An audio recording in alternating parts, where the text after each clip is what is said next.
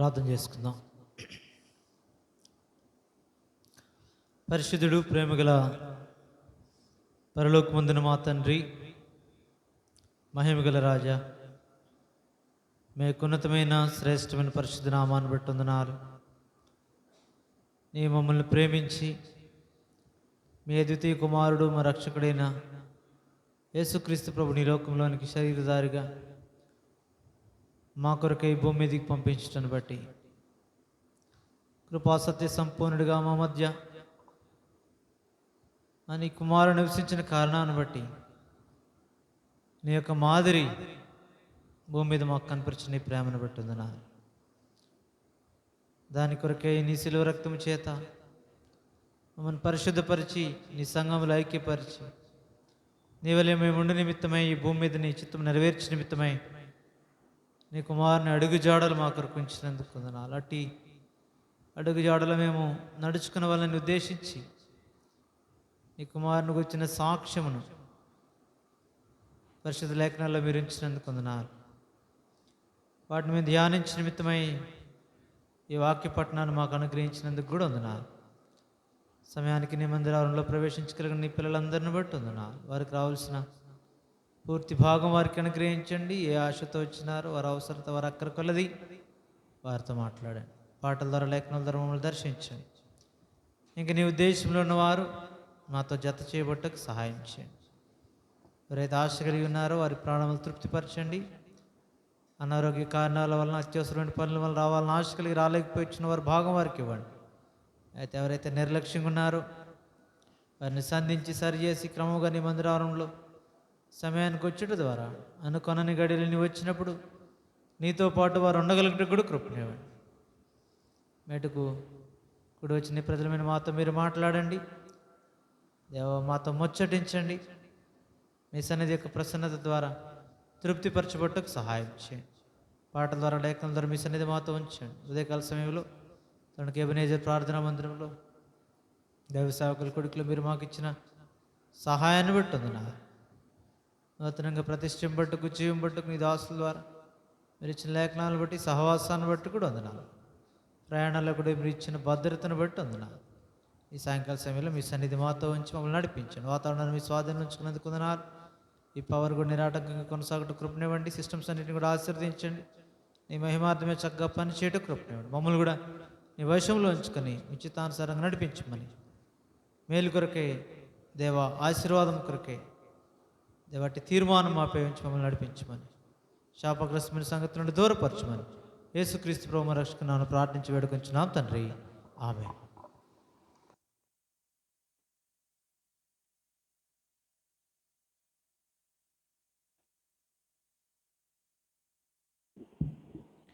తొంభై 98వ పాట పాడదాం. పాట సంఖ్య 98, 96 పాత పాటలు.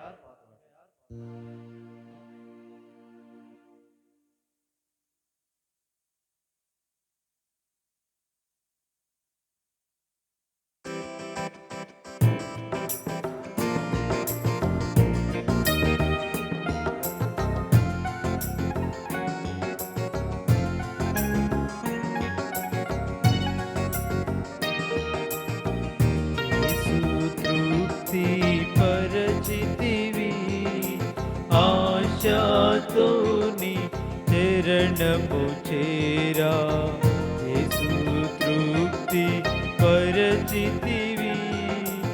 ఆశతోని చరణము చేరా, ఆశతోని చరణము చేరా, ఆశతోని చరణము చేరా, ఆశతోని చరణము చేరా, ఆశతో నీ చరణము చేరా. యేసు తృప్తి పరిచితివి. ఆశతో నీ చరణము చేరా, యేసు తృప్తి పరిచితివి. ఆశతో నీ చరణము చేరా. క్రీస్తుని ద్వారము చేరి విస్తర దీవెన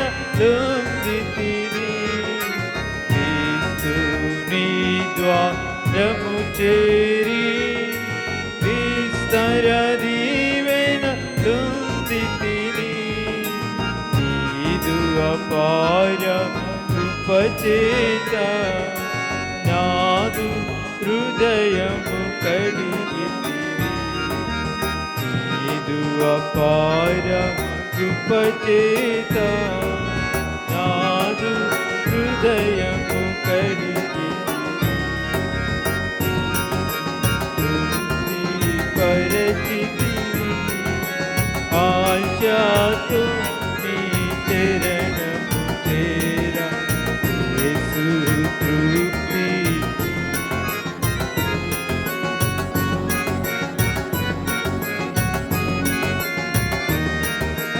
నా జీవం విడిపించితివి, నీ జీవము సిలువ నిడితివి. నా జీవం విడిపించితివి, నీ జీవము సిలువ నిడితివి.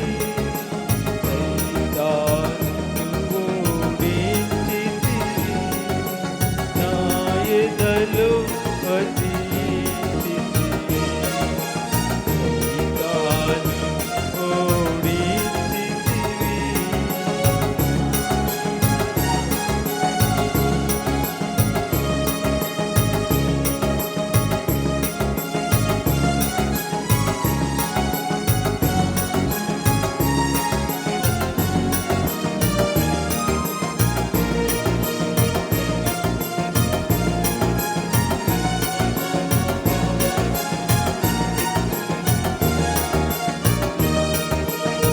ఈ లక్షణముల్ ఆశ్చర్యం అక్షయ మహిమన్ గాంచితిని. ఈ లక్షణముల్ ఆశ్చర్యం అక్షయ మహిమన్ గాంచితిని. లక్షణానందమును వీక్షించితిని నిశ్చయము. లక్షణానందమును వీక్షించితిని నిశ్చయమే. తృప్తి పరిచితివి ఆశతో నీ చరణము చేరా తృప్తి పరిచితివి.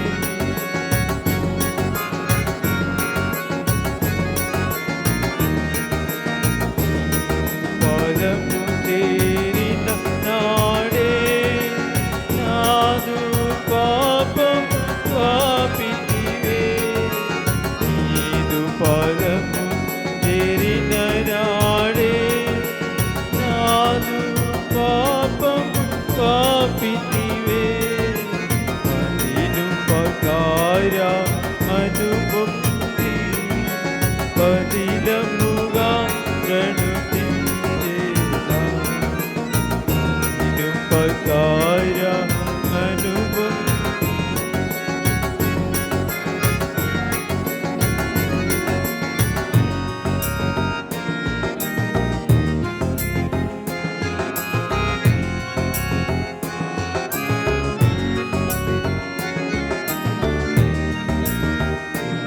తృప్తి పరిచితివి ఆశతో నీ చరణము చేరా. నిన్ను నమ్మిన నీదు దాసుని పెండుగా తనయుని తెంపితివే. నిన్ను నమ్మిన నీదు దాసుని పెండుగా తనయుని తెంపితివే. ధన్యధన్య అమర నివాసి దర్శనమిచ్చి గాచితివే.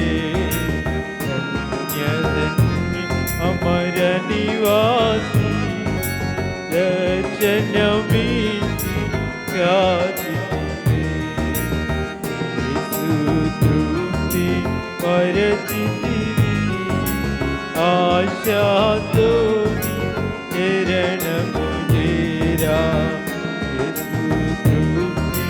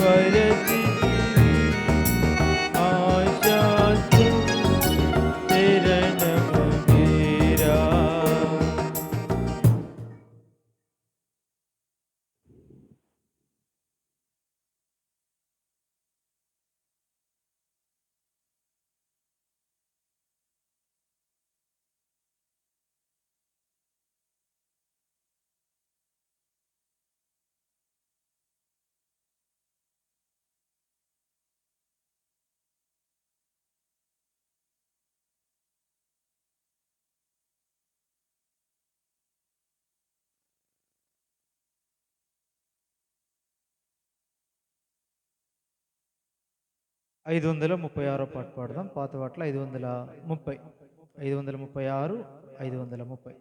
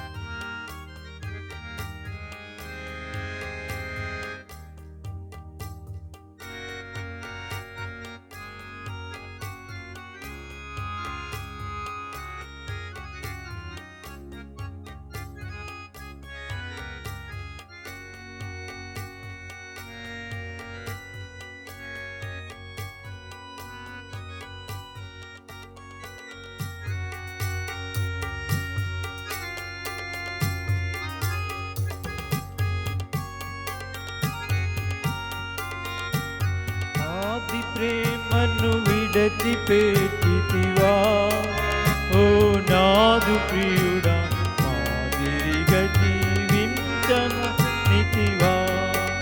ఓ నాదు ప్రియుడా మాదిరిగా జీవించమానితివా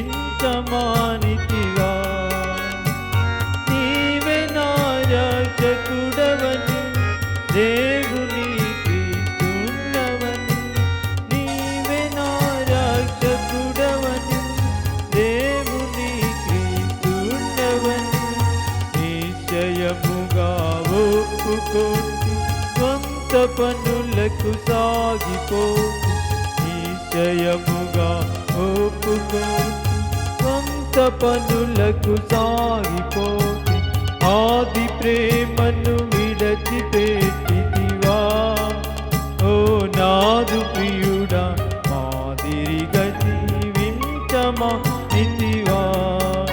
ఓ నాదు ప్రియుడా మాదిరిగా జీవించమానితివా సిలువ మోయుచు యేసు ప్రభుకే కాలమెల్లా సేవ చేయుచు సిలువ మోయు యేసు ప్రభుకే కాలమెల్లా సేవ చేయుచు ఎల్ల ప్రజలకు సాక్ష్యమిచ్చు వెళ్ళెదనని పలికితివిగా ఎల్ల ప్రజలకు సాక్ష్యమిచ్చు వెళ్ళెదనని పలికితివిగా ఆది ప్రేమ విడచిపెట్టితివా ఓ నాదు ప్రియుడా మాదిరిగా జీవించమానితివా ఓ నాదు ప్రియుడా మాదిరిగా జీవించమానితివా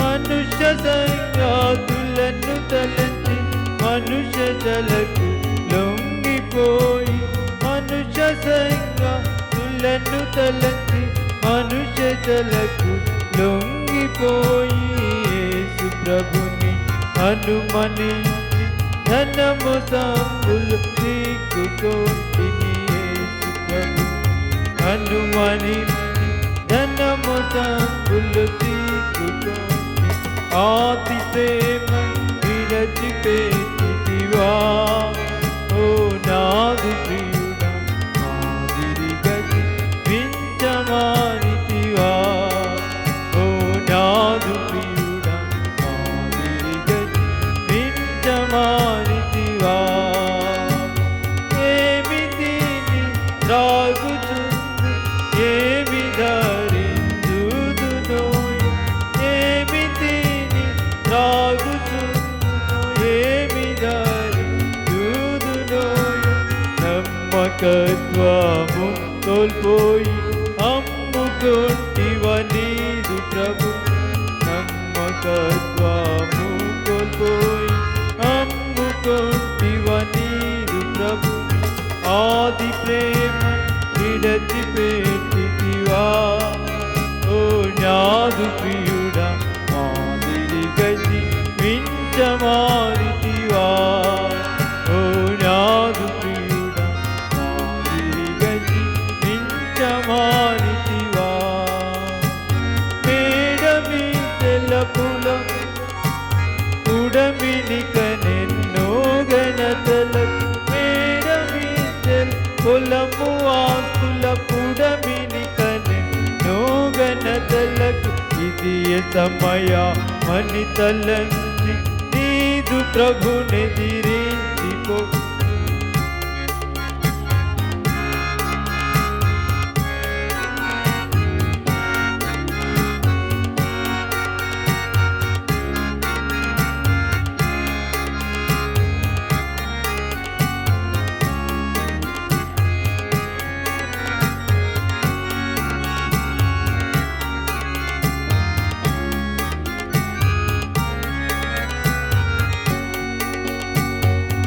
యేసుక్రీస్తుని సేవయందు ఏమి కొదువని చూచి ఇట్లు యేసుక్రీస్తుని సేవయందు ఏమి కొదువని చూచి మార్చుకొంటివి నీదు నాదుడేసుడు ఏచుచుండి మార్చుకొంటివి నీదు నడతన్ నాదుడేసుడు ఏచుచుండి ఆది ప్రేమ విడచిపెట్టితివా ఓ నాదు ప్రియుడా మాదిరి గతి మించమారితివా ఓ నాదు ప్రియుడా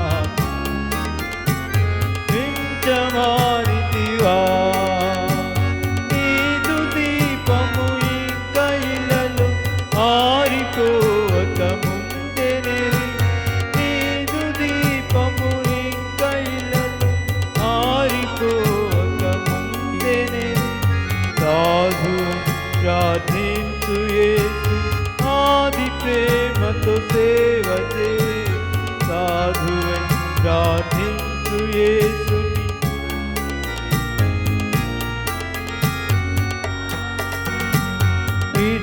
విడచిపెట్టితివా ఓ నాదు ప్రియుడా మాదిరి గతి మించమారితివా ఓ నాదు ప్రియుడా మాదిరి గతి మించమారితివా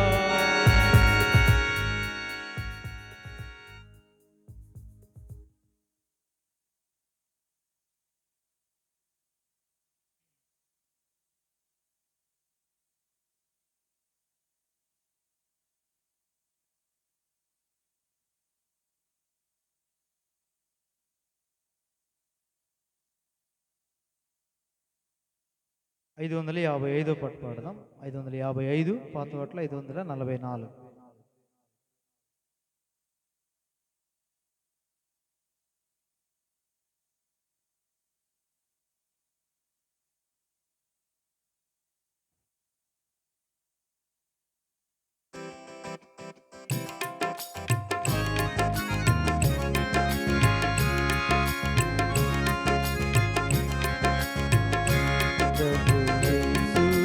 రక్షక నొసగు కన్నులు నాకు నిరతాముని నిన్ను దూరా ప్రభు యేసు రక్షక నొసగు కన్నులు నాకు నిరతాముని నిన్ను దూరా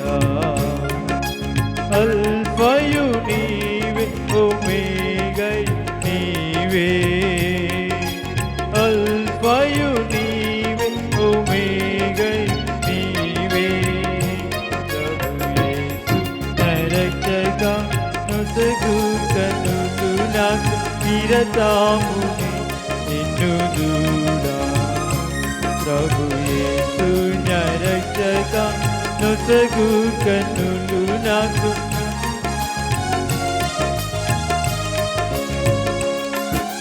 ప్రియుడైన యోవాన్ పద్మాసులో ప్రియమైన యేసు స్వరూపము. ప్రియుడైన యోహాను పద్మాసులో ప్రియమైన యేసుని స్వరూపము. ప్రియమాయ జ్యోతి బహుధన్యుడయ్యే ప్రియ ప్రభుని చూడని. ప్రియమాయ జ్యోతి బహుధన్యుడయ్యే ప్రియ ప్రభుని చూడని. ప్రభు యేసు నా రక్షగా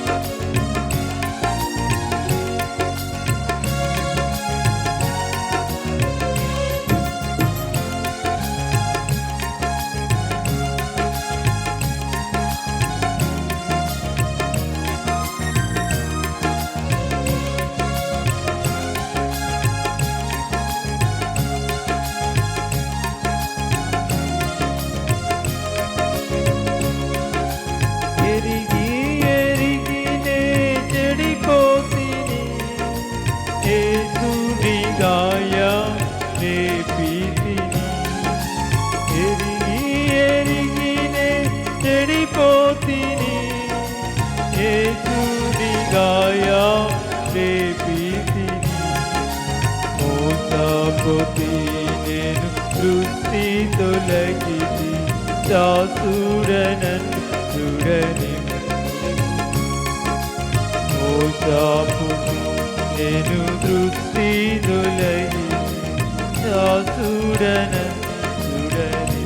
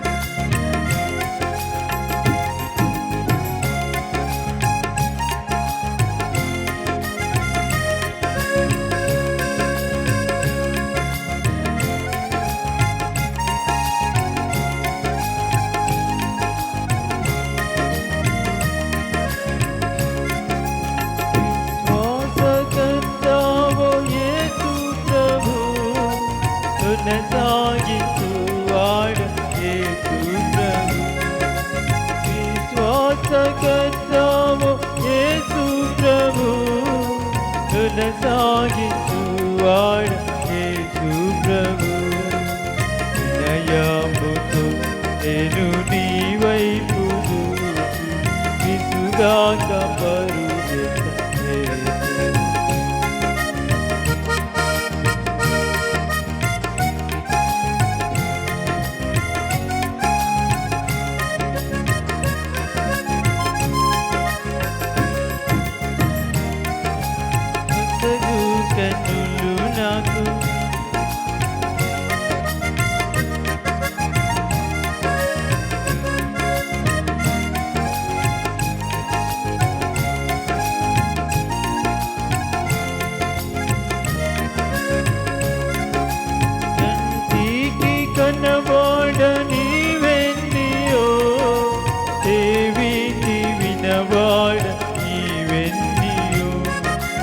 కంటికి కనవాడ నీవెన్నియో చెవికి వినవాడ నీవెన్నియో హృదయాగోచరము కాని వెన్నియో సిద్ధపరచి హృదయాగోచరము కాని వెన్నియో సిద్ధపరచి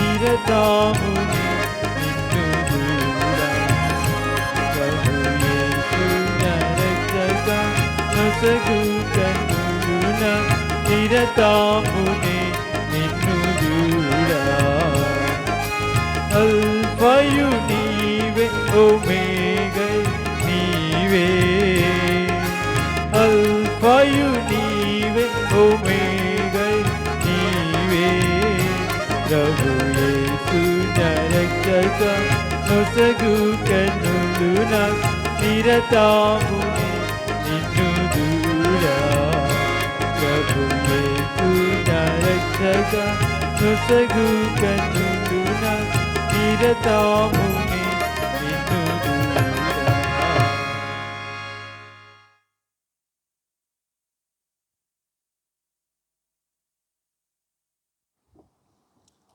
ద్వితీయోపదేశ కాండము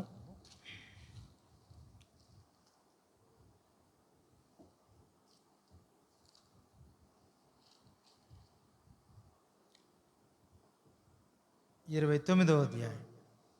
ద్వితీయోపదేశ కాండము 29వ అధ్యాయం.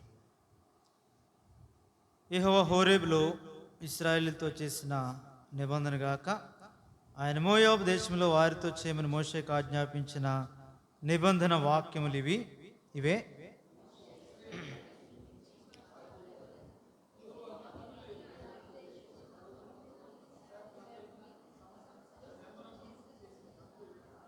ఆ గొప్ప శోధనలను, సూచక్రియలను, మహత్కార్యములను మీరు కన్నులారా చూచితిరి.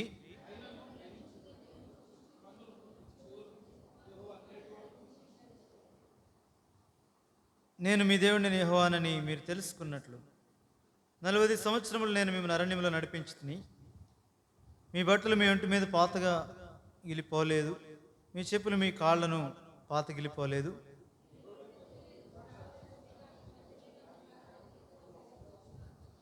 మీరు ఈ చోటికి చేరినప్పుడు హెష్బోను రాజన్ సీహోను, బాషాన్ రాజన్ ఓగును యుద్ధమునకు మన మీదికి రాగా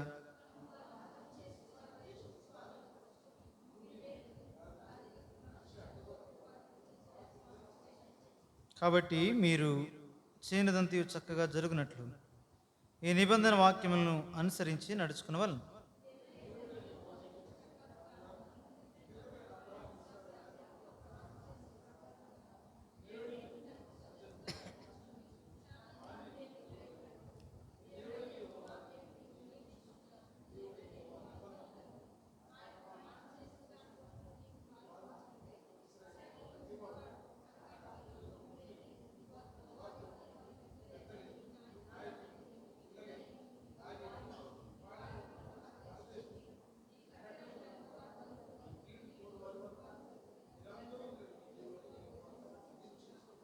నేను మీతో మాత్రము కాదు, ఇక్కడ మనతో కూడాను ఉండి నేడు మన దేవుడిని యెహోవా సన్నిధిని నిలుచున్న వారితోనూ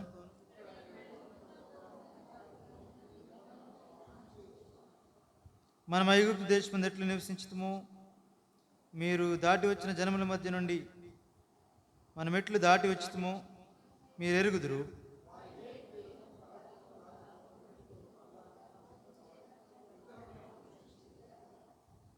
ఆ జనముల దేవతలను పూజించుటకు మన దేవుడిని యెహోవా యొద్ద నుండి తొలగు హృదయము గల పురుషుడే గాని, స్త్రీయే గాని, కుటుంబమే గాని, గోత్రమే గాని నేడు మీలో ఉండకుండునట్లును, మరణకరమైన దుష్కృత్యములను నాకు అట్టి మూలమైనది మీలో ఉండకుండునట్లును నేడు ఈ నిబంధనను మీతో చేయుచున్నాను.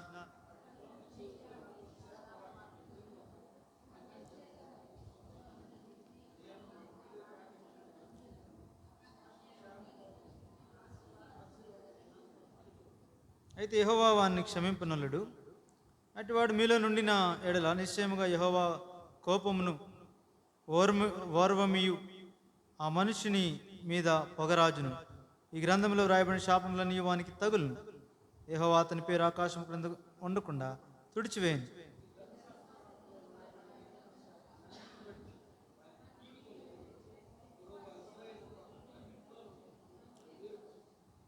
కాబట్టి మీ తర్వాత పుట్టు మీ సంతతి వారును, దూరదేశం నుండి వచ్చి పరదేశులను, సమస్త జనులను ఆ దేశం యొక్క తెగుళ్లను, యెహోవా దాని మీదకి తెప్పించిన సంకటములను చూచి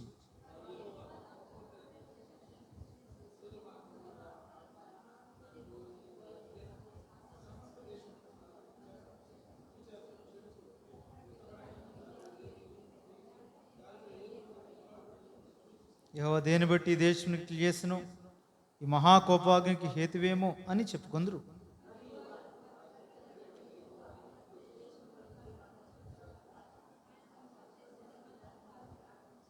తామెరుగని నీ దేవతలను, ఆయన వారికి నియమింపని దేవతలను పూజించి వాటికి నమస్కరించిరి.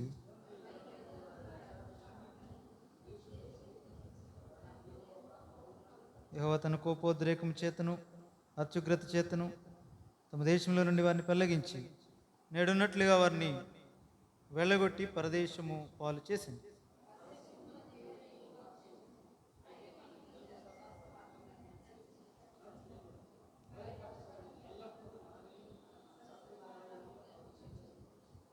ప్రభు సహాయం కొరకే ప్రార్థించారు.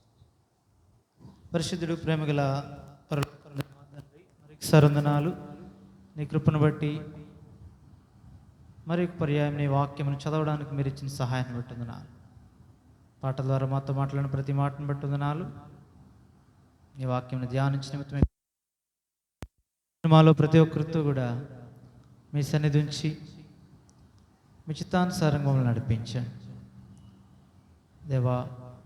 ఆశతో వచ్చిన ప్రతి ప్రాణము తృప్తిపరచబడినట్లుగా నీ ధర్మశాస్త్రంలోని ఆశ్చర్యకరమైన సంగతులు మేము చూసినట్లుగా మా కన్నులు తెరవండి.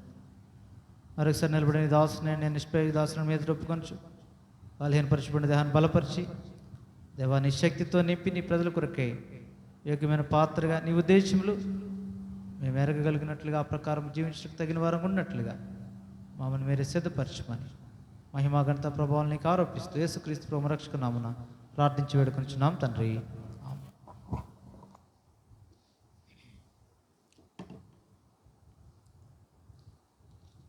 ఇక చివరిలో మోషే ఇశ్రాయేలీయులను సిద్ధపరిచే క్రమంలో అతి శ్రేష్టమైన సంగతులు మనం చూపుతున్నట్లుగా మనం ధ్యానిస్తున్నాం.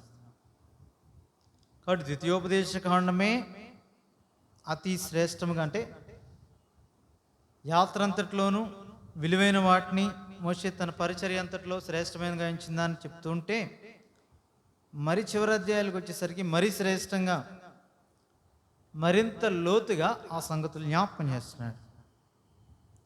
అందుకే మనం దాదాపు 26వ అధ్యాయం నుంచి కూడా ఆ ప్రత్యేకతను చూస్తున్నాం. ఎందుకంటే 26వ అధ్యాయం ధ్యానించినప్పుడే ఆ దేశానికి వచ్చి స్వాధీనపరుచుకొని నివసించుట ఈ 3 సంగతుల గురించి వివరంగా చూచాం. అక్కడ వచ్చిన తర్వాత స్వాధీనం చేసుకోవాలి, అప్పుడు నివసించాలి. అదే దేవుని ప్రజలమైన మన జీవితాల్లో కూడా క్రీస్తులోనికి వచ్చుట, ఆ తర్వాత మనలోని కాని సంగతులను విషయమై స్వాధీనపరుచుకునుట, ఆ తర్వాత ఆయన రాజ్యంలో నివసించుట. ఇది భూమి మీద పరలోకంలో కూడా. ఈ రెండు రకాలుగా కూడా, రెండు చోట్ల కూడా, పరలోకమందు భూమి మీద. తిరిగి లేచిన ప్రభుకు రెండింటి మీద అధికారం ఉంది కాబట్టి అట్టి అధికారాన్ని నీకు నాకు ఇచ్చాడు. అందుకే అతి శ్రేష్టమైన సంగతులను తర్వాత దినాల్లో, తర్వాత అధ్యాయాల్లో 26, 27, 28 నుంచి ముందుకు వెళ్ళే కొలది శ్రేష్టమైన సంగతులు, అత్యవసరమైన సంగతులు మాత్రం ఇశ్రాయేలీయులతో మాట్లాడుతున్నాడు ఇప్పుడు. కాబట్టి మునుపటి అంటే ద్వితీయోపదేశ కాండంలోనే మనం మొదటి నుంచి చూసినప్పుడే ఆ సంగతులు అర్థమవుతూ వచ్చినాయి మనకి. ఎందుకంటే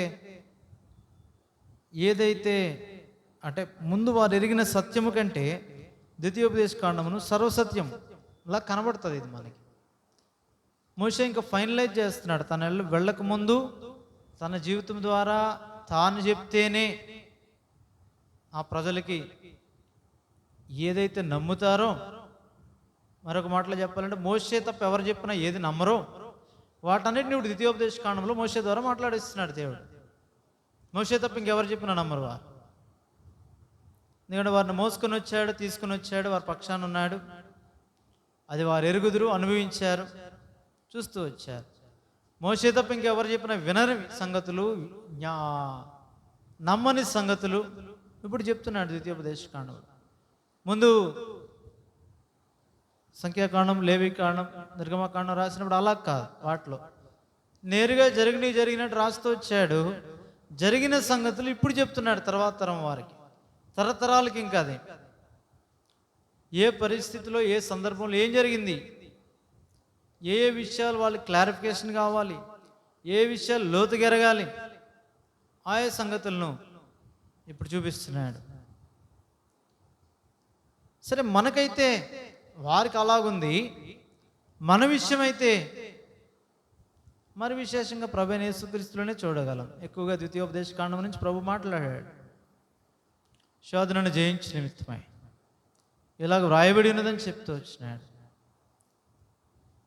మనకి మరి శ్రేష్టంగా ఆ ప్రవక్త లేదంటే సహోదరుల నుండి తర్వాత తరాల్లో రాబోచున్న ప్రభువైన యేసుక్రీస్తుని గురించిన సాక్ష్యమును ద్వితీయోపదేశ కాండంలో కూడా చూస్తాం.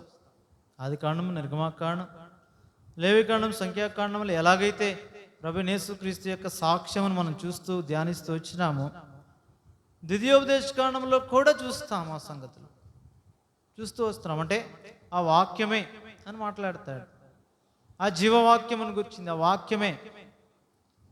ఏ వాక్యం అంటే ఆదరించి ఉన్నాడో, ఏ వాక్యం అయితే శరీరాన్ని ధరించుకుందో, ఏ వాక్యము నెరవేర్చు నిమిత్తమే ఆ శరీరధారి అయిన ప్రభువైన యేసుక్రీస్తు శిలువ వరకు జ్ఞప్తి ఉంచుకున్నాడో, ధ్యానం ఉంచుకున్నాడో, ఆ లేఖనములుగా పిలువబడే ఈ వాక్యమును ద్వితీయోపదేశ కాండములో నా మాటలు, నా ధర్మశాస్త్రం, నా న్యాయ విధులు అని మాట్లాడుతున్నాడు.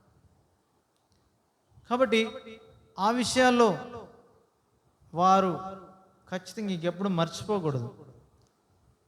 తర్వాత ఈ యొక్క చివరిలో మోషే చెప్పేది ఏంటంటే, మీరు స్వతంత్రులు, మీరు దాస్యంలో లేరు, ప్రభు మిమ్మల్ని విడిపించాడు, ప్రభు కూడా మీకు బంధకాలు పెట్టలేదు, మీరు స్వతంత్రులు. అదే మనతో కూడా చెప్తున్నాడు. గలతీ పత్రిక 5వ అధ్యాయంలో అదే చెప్తున్నాడు. కాబట్టి ఈ స్వాతంత్రమైన గ్రహించి క్రీస్తు మనలను స్వతంత్రులుగా చేశాడు. ఈ స్వాతంత్ర్యం క్రీస్తులో నీకు నాకు ఇవ్వబడింది. యేసుక్రీస్తు ప్రభు మన నిమిత్తమే రక్తం గార్చాడు, ప్రాణం పెట్టాడు. బహుశా వారికి సాదృశ్య రూపకంగా ఒకవేళ ఉంది కానీ పస్కా పశువుగా మన నిమిత్తమే ప్రభువైన యేసుక్రీస్తు నిజమైన పస్కా పశువుగా వధించబడి కూడా మనకి స్వాతంత్రం ఇచ్చాడు. అయితే జ్ఞాపకం చేస్తున్నాడు అక్కడ పత్రికలన్నింటిలో పౌలు, పేతురు, యూదా వాళ్ళందరూ చెప్పినట్లుగానే యోహాను ఇక్కడ కూడా మోషే వాళ్ళకి జ్ఞాపకం చేసేది, ఈ స్వాతంత్ర దేశముగా స్వతంత్రులుగా ఉంటూ పిలువబడిన మీరు ఈ స్వతంత్ర దేశంలో ఎట్లా జీవించాలో యాత్రలో వారికి బోధించాడు, యాత్రలో నేర్పించాడు. అక్కడికి వెళ్ళాక కాదు. నీకు నాకు కూడా అంతే. స్వతంత్రులుగా, రాజులుగా ఏదైతే రాజరికము వారు కోల్పోయారో తర్వాత దినాల్లో, అట్టి రాజులుగా ఏదైతే యాజకత్వం వారు కోల్పోయారో అట్టి యాజకులుగా, ఏదైతే ప్రభుత్వం వారు కోల్పోయారో అట్టి ప్రభువులుగా మనల్ని కూడా దేవుడు నియమించి నిత్యరాజ్యం కొరకే సిద్ధపరుచున్న ఈ క్రమంలో అక్కడ జీవించవలసిన సంగతులు ఇక్కడే నేర్పిస్తున్నాడు భూమి మీద యాత్రలో. అందుకే యాత్ర అనే మాట వాడతాడు, అరణ్యము అనే మాట వాడతాడు క్రొత్త నిబంధనలో. యాత్ర, అరణ్యము, మార్గము, ఇవన్నీ కూడా ఇశ్రాయేలీలో కొరింథీ మొదటి పత్రిక 10వ అధ్యాయంలో కావచ్చు, చాలా చాలా చోట్ల 7వ అధ్యాయం అపొస్తలుల కార్యాలు గ్రంథంలో కావచ్చు, చాలా చోట్ల మాటలు వాడతాడు. ఎందు నిమిత్తం అంటే వారి యాత్రలో వారికి తోడైన దేవుడు ఈ భూమి మీద ఉన్న మన యాత్రలో కూడా మనకు తోడై ఉంటాడు. మన భూమి మీద విజయం కావాలా, పరలోకంలో కూడా జయించేవారే ఆయన రాజ్యమును స్వతంత్రించుకుంటారు. ప్రకటన గ్రంథం 21వ అధ్యాయం ప్రకారం జయించేవాడు వీటన్నిటిని స్వతంత్రించుకుంటాడు. కాబట్టి దాన్ని స్వతంత్రించుకున్న నిమిత్తమే భూమి మీద స్వాతంత్రం ఇచ్చాడు. ఆ స్వాతంత్రాన్ని శరీర క్రియలకు వాడుకున్న నిమిత్తమై వారికి చెప్తున్నాడు, ఇప్పుడు మీరు స్వతంత్రులుగా ఉండ పిలువబడ్డారు కాబట్టి మీరేం చేయాలంటే ఇప్పుడు బ్రతుకున్నట్లు మేలును కోరుకోండి. మీ ముందు రెండు ఉంటాయి, ఎప్పుడు మేలు ఉంటుంది, కీడు ఉంటుంది, ఆశీర్వాదం ఉంటుంది. అందుకే అది 27వ అధ్యాయంలో దాన్ని ధ్యానించాం. రెండు చూపించాడు. ఒకటి ఆశీర్వాదములు ఒక చోట కొండెక్కాలంటే అక్కడ మాట్లాడాలి. రెండవది దీవెన వచనము, శాపవచనం, రెండు కూడా ఇచ్చాడు. కాబట్టి 28వ అధ్యాయంలో 27వ అధ్యాయంలో శాపాలను కొన్ని చూపించాడు. 28వ అధ్యాయంలో మొదటి 14 వచనాలు చూస్తాం, దీవెనల గురించి మాట్లాడాడు, ఆశీర్వాదముల గురించి. మరలా అక్కడ నుండి శాపముల గురించి మాట్లాడాడు. ఈ సంగతులన్నీ చెప్పి తర్వాత చెప్తాడు, కోరుకోండి మీరు ఏం కావాలో, ఏం కోరుకోవాలో కూడా చెప్తున్నాడు. ఆయన స్వతంత్రులుగా చేశాడు, స్వతంత్రులుగా పిలిచాడు. మేలు కొరకై, జీవం కొరకై ఏమి కోరుకోవాలో కూడా ఆయనే చెప్తున్నాడు. అందుకే నేటి దినాల్లో పరిశుద్ధాత్మ నీ కొరకే నా కొరకే సంచకరువు గీయబడ్డాడు, ఆ సర్వసత్యంలోనికి నడిపించిన నిమిత్తమై. కాబట్టి ఈ అధ్యాయాల్లో మోషే వెళ్ళిపోకముందు చాలా ప్రాముఖ్యమైన సంగతులు. అవి దేంతో సరిపోవాల్సి వచ్చంటే యేసుక్రీస్తు ప్రభు కూడా శరీరధారి కొన్ని దినాల్లో వెళ్ళిపోకముందు శిష్యులతో చెప్పాడు ఆ పరిశుద్ధాత్మను గురించి, రాబో సంగతులు. దాదాపు 13వ అధ్యాయం మధ్యలో నుంచి 31వ వచనం నుంచి మాట్లాడతాడు యోహాను సువార్తలో. 13వ అధ్యాయం 31 నుండి చివరి వరకు, 14వ అధ్యాయం, 15వ అధ్యాయం, 16వ అధ్యాయం చివరి వరకు కూడా మనసు మొత్తం మాట్లాడాడు ఆ 11 మంది శిష్యులతో. ఇస్కరియోతు వెళ్ళిపోయిన తర్వాత వారితో మాట్లాడటం మాత్రమే కాదు, ఇప్పుడు 17వ అధ్యాయంలో వారి నిమిత్తమై ప్రార్థన కూడా చేశాడు తండ్రికి. తండ్రి, ఇంకా నా గడియ వచ్చింది, నేనైతే నీ దగ్గరికి వస్తాను, మరి వీరి సంగతి ఏంటి? నేను ఇప్పటి వరకు నీవు ఇచ్చిన నామాన్ని బట్టి కాపాడాను, అదే నామాన్ని బట్టి వారిని ఇంకా భద్రపరచు. వాళ్ళనే కాదు, ఈ శిష్యులు వెళ్ళి సువార్త చెప్తే ఎవరైతే యేసుక్రీస్తు నామమున విశ్వాసం ఉంచారో వారికి అందరికీ కూడా వీరితో ఐక్యత ఇలా మాట్లాడి ఇప్పుడు ముందుకెళ్ళాడు సిలువకి. ఆ తర్వాత పరిశుద్ధాత్మని ఇచ్చాడు. ఆ పంపబో పరిశుద్ధాత్మని గురించి ముందుగానే చెప్పాడు. ఆయన వచ్చి చెప్తాడు, అన్ని విషయాలు ఆయనకి లోబడి ఉండండి. అంతేకాదు ఆయన సంభవింబో సంగతులు చెప్తాడు, వాక్యంలో నుండే చెప్తాడు. ఆయన ఎలా వస్తాడో కూడా చెప్పాడు. తిరిగి లేచాక ఏమన్నాడు?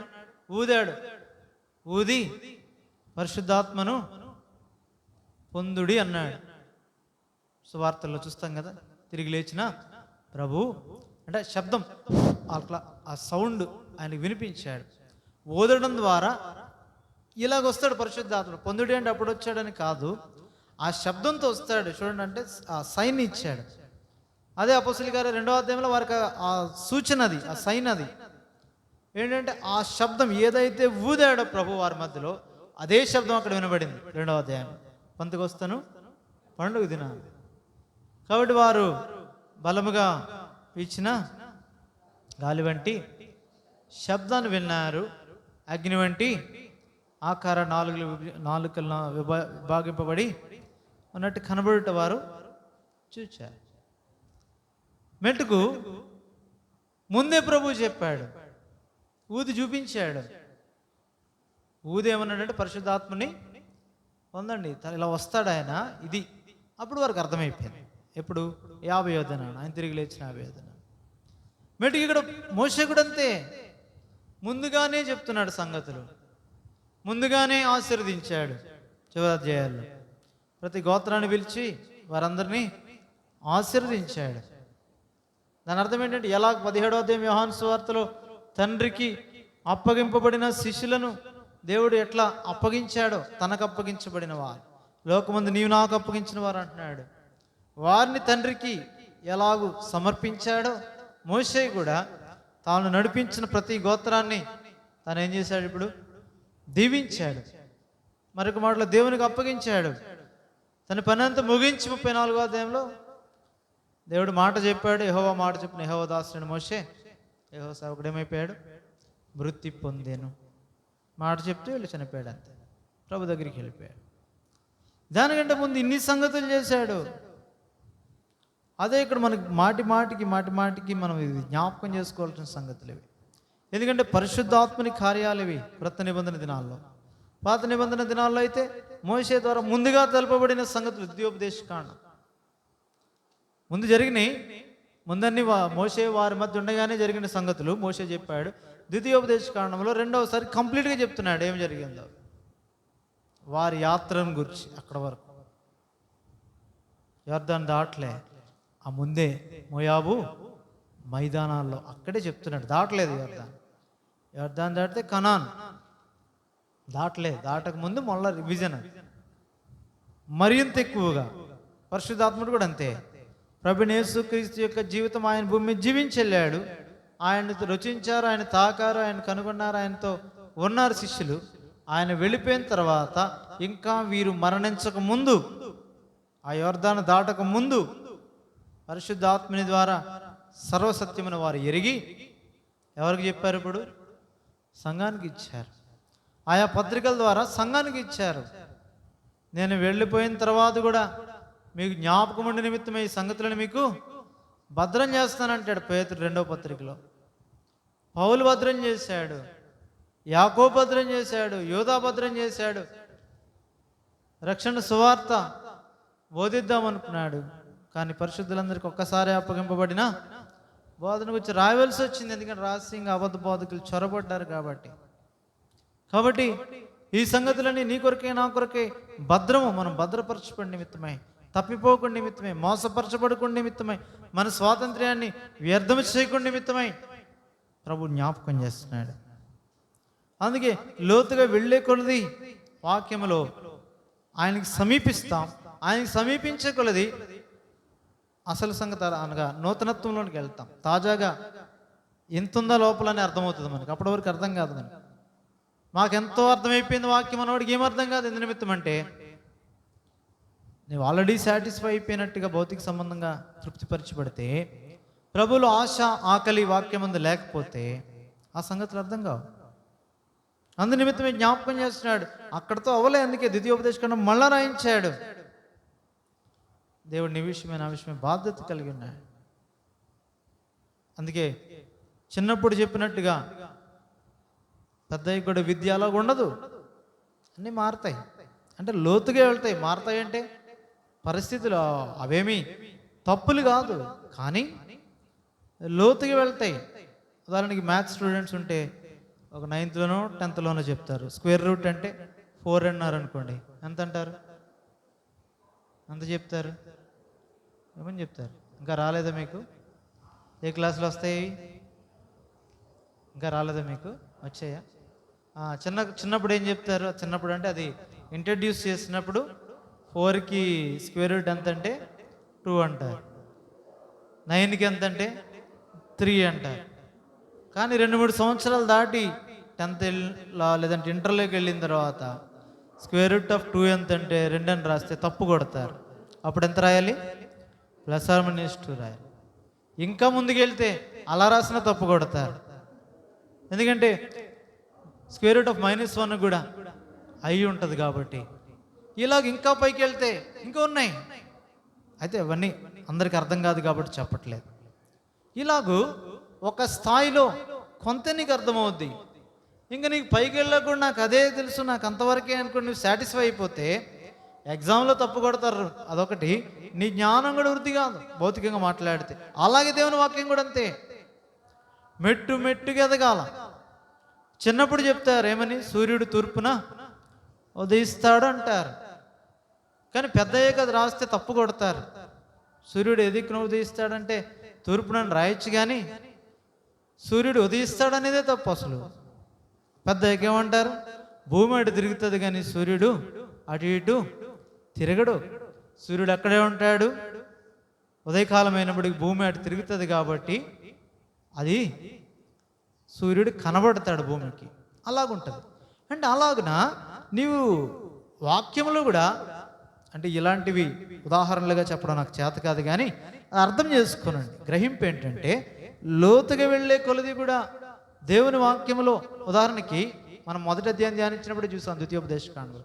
సంఖ్యాకాండం 13వ అధ్యాయంలో మోషేతో దేవుడు చెప్పాడు వేగు చూడడానికి మనుషుల్ని పంపించమని డైరెక్ట్గా రాశాడు అక్కడ మోషే. ఎందుకంటే అప్పుడు వేగు చూడడానికి వెళ్ళిన వారు వాళ్ళ దగ్గరే ఉన్నారు, వేగు చూడడానికి పంపించమని చెప్పిన వారు వాళ్ళ దగ్గరే ఉన్నారు, అందరూ అక్కడే ఉన్నారు. కాబట్టి సిచ్యుయేషన్ అంటే పరిస్థితులన్నీ వాళ్ళకి తెలుసు. కాబట్టి దేవుడేమన్నా మోషే ఏం రాశాడు అక్కడ? దేవుడు యెహోవా మోషేతో అన్నాడు, వేగు పంపించడానికి పలానా వాళ్ళని సెలెక్ట్ చేయి, ప్రధానులుగా పంపించి అన్నాడు. కానీ ద్వితీయోపదేశకాండంకి వచ్చేసరికి అలాగనట్లేదు. ఏమన్నాడు? మీరే అడిగారు నా దగ్గరికి వచ్చి, దేవుడు అసలు వేగు చూడడానికి పంపలేదు, విశ్వాసంతో కొనసాగమన్నాడు. దేవుడు వెళ్ళమంది మీకెందుకు? మళ్ళా ఇతరుల ఆచారాలు అనుసరించి మీరేమన్నారు? వేగు చూడడానికి వెళ్దామంటే అది నాకు కూడా ఏమనిపించింది? మంచిది అనిపించింది. నేను కూడా తప్పిపోయాను, దేవుడి దగ్గరికి వెళ్ళాను. దేవుడు ఏమన్నాడు? సరే మీకు అలా అవుతుందా, కానివ్వండి అన్నాడు. అంతేగాని దేవుని దగ్గర నుంచి వచ్చిన ఆలోచన కాదది, మీ దగ్గర నుంచి వచ్చింది. ఈ క్లారిఫికేషన్ అంతా ఎక్కడిచ్చాడు? ద్వితీయోపదేశకాండం మొదటి అధ్యాయంలో ఇచ్చాడు, సంఖ్యాకాండంలో ఇవ్వలేదు. ఎందుకంటే ఒకటి, పరిస్థితులన్నీ తెలిసిన వాళ్ళు అక్కడ ఉన్నారు, ద్వితీయోపదేశకాండంలో లేరు. ద్వితీయోపదేశకాండంలో అప్పుడు అడిగిన వాళ్ళందరూ చచ్చిపోయారు. వారు ఆ తరమంతా అరణ్యంలో సంహరింపబడ్డారు, రాలిపోయారు, ఇప్పుడు లేరు. కాబట్టి ఇప్పుడు కొత్త తరానికి అసలు సంగతులన్నీ తెలియాలి. కాబట్టి గ్రౌండ్ లెవెల్లో మొత్తం చెప్తున్నాడు మోషే.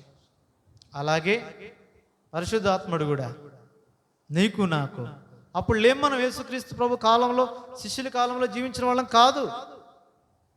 అందుకే సర్వసత్యం చెప్తాడు ఆయన మనకి. సత్యం ఒకటే కాదు, ప్రభు అయిన యేసుక్రీస్తు ఉన్నప్పుడు సత్యమందు వారిని ప్రతిష్ఠ చేశాడు. ఆయన ఉన్నాడు వారితో, అంతవరకే. అందుకే సంఖ్యాకాండంలో డైరెక్ట్ ఇంకా మీరేం చేశారో కాదు, దేవుడైన యెహోవా మోషేతో ఇలా చెప్పాడు, మీలో గోత్రానికి ఒకటి చొప్పున 12 మంది పెద్దలు నియమిస్తున్నాను, ఆ ప్రధానులు వెళ్ళి కనాన్ని వేగు చూసి రావాలా. కానీ ద్వితీయోపదేశకాండం అలా కాదు, వాళ్ళు లేరు, నీవు నేను కూడా లేము ప్రభు యేసుక్రీస్తు దినాల్లో.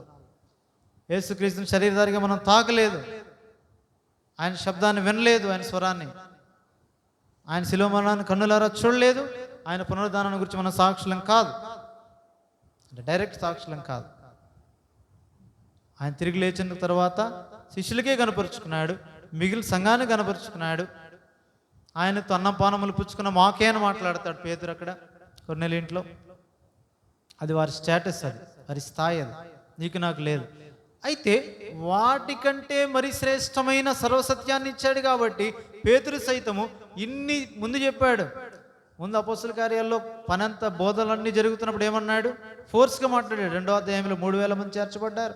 తర్వాత కూడా చాలా ధైర్యంగా మాట్లాడారు. వెండి బంగారం మా దగ్గరలే, మా నజరేడేనా, ఏసు నామం ముందు లేచినాడు, అంత ధైర్యంగా బలంగా సాక్ష్యం ఇస్తూ దేవుని కొరకే భూలోకాన్ని తల క్రిందులు చేస్తూ వెళ్ళిపోయిన వారు. ఇప్పుడు పత్రికలకు వచ్చేసరికి ఏమంటాడు?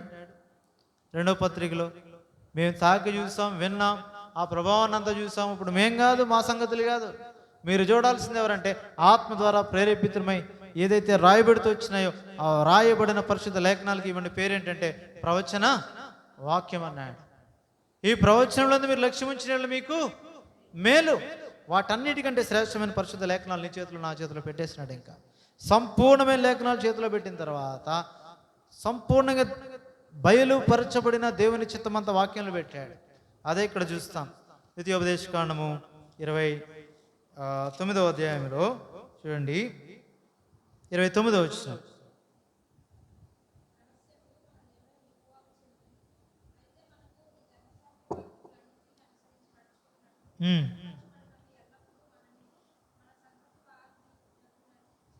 కాబట్టి బయలుపరచబడ్డాయి. అవి ఎప్పుడు మనం చేయాలా?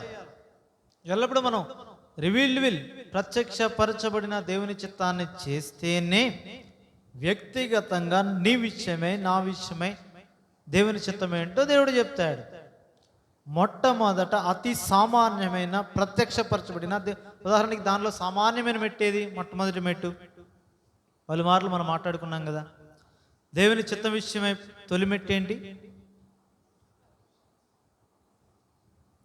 చాలాసార్లు మాట్లాడుకున్నాం. మనం కూడా బాప్తిస్మాలు అప్పుడు మాట్లాడాం కదా. ప్రభువైన యేసు క్రీస్తు రక్తమును ఆశ్రయించే రక్తం ద్వారా మన పాపములు మనము ఒప్పుకొనుట ద్వారా క్షమాపణ పొందడం, రక్షణ అనుభవం, నూతన జన్మానుభవం అనేది మొట్టమొదటి మెట్టు. ఈ మెట్టు ఎక్కందే తర్వాత ఎక్కడిది ఎక్కలేం. ఫస్టే అది. మొదట ఆయన వారముగా చేయబడాల. ఆయన వారితోనే ఆయన మాట్లాడతాడు. ఆయన వారముగా ఎవరుంటామో వారిని ఆయన భద్రపరిచి ఆయన రాకడ కొరకే సిద్ధపరుస్తాడు.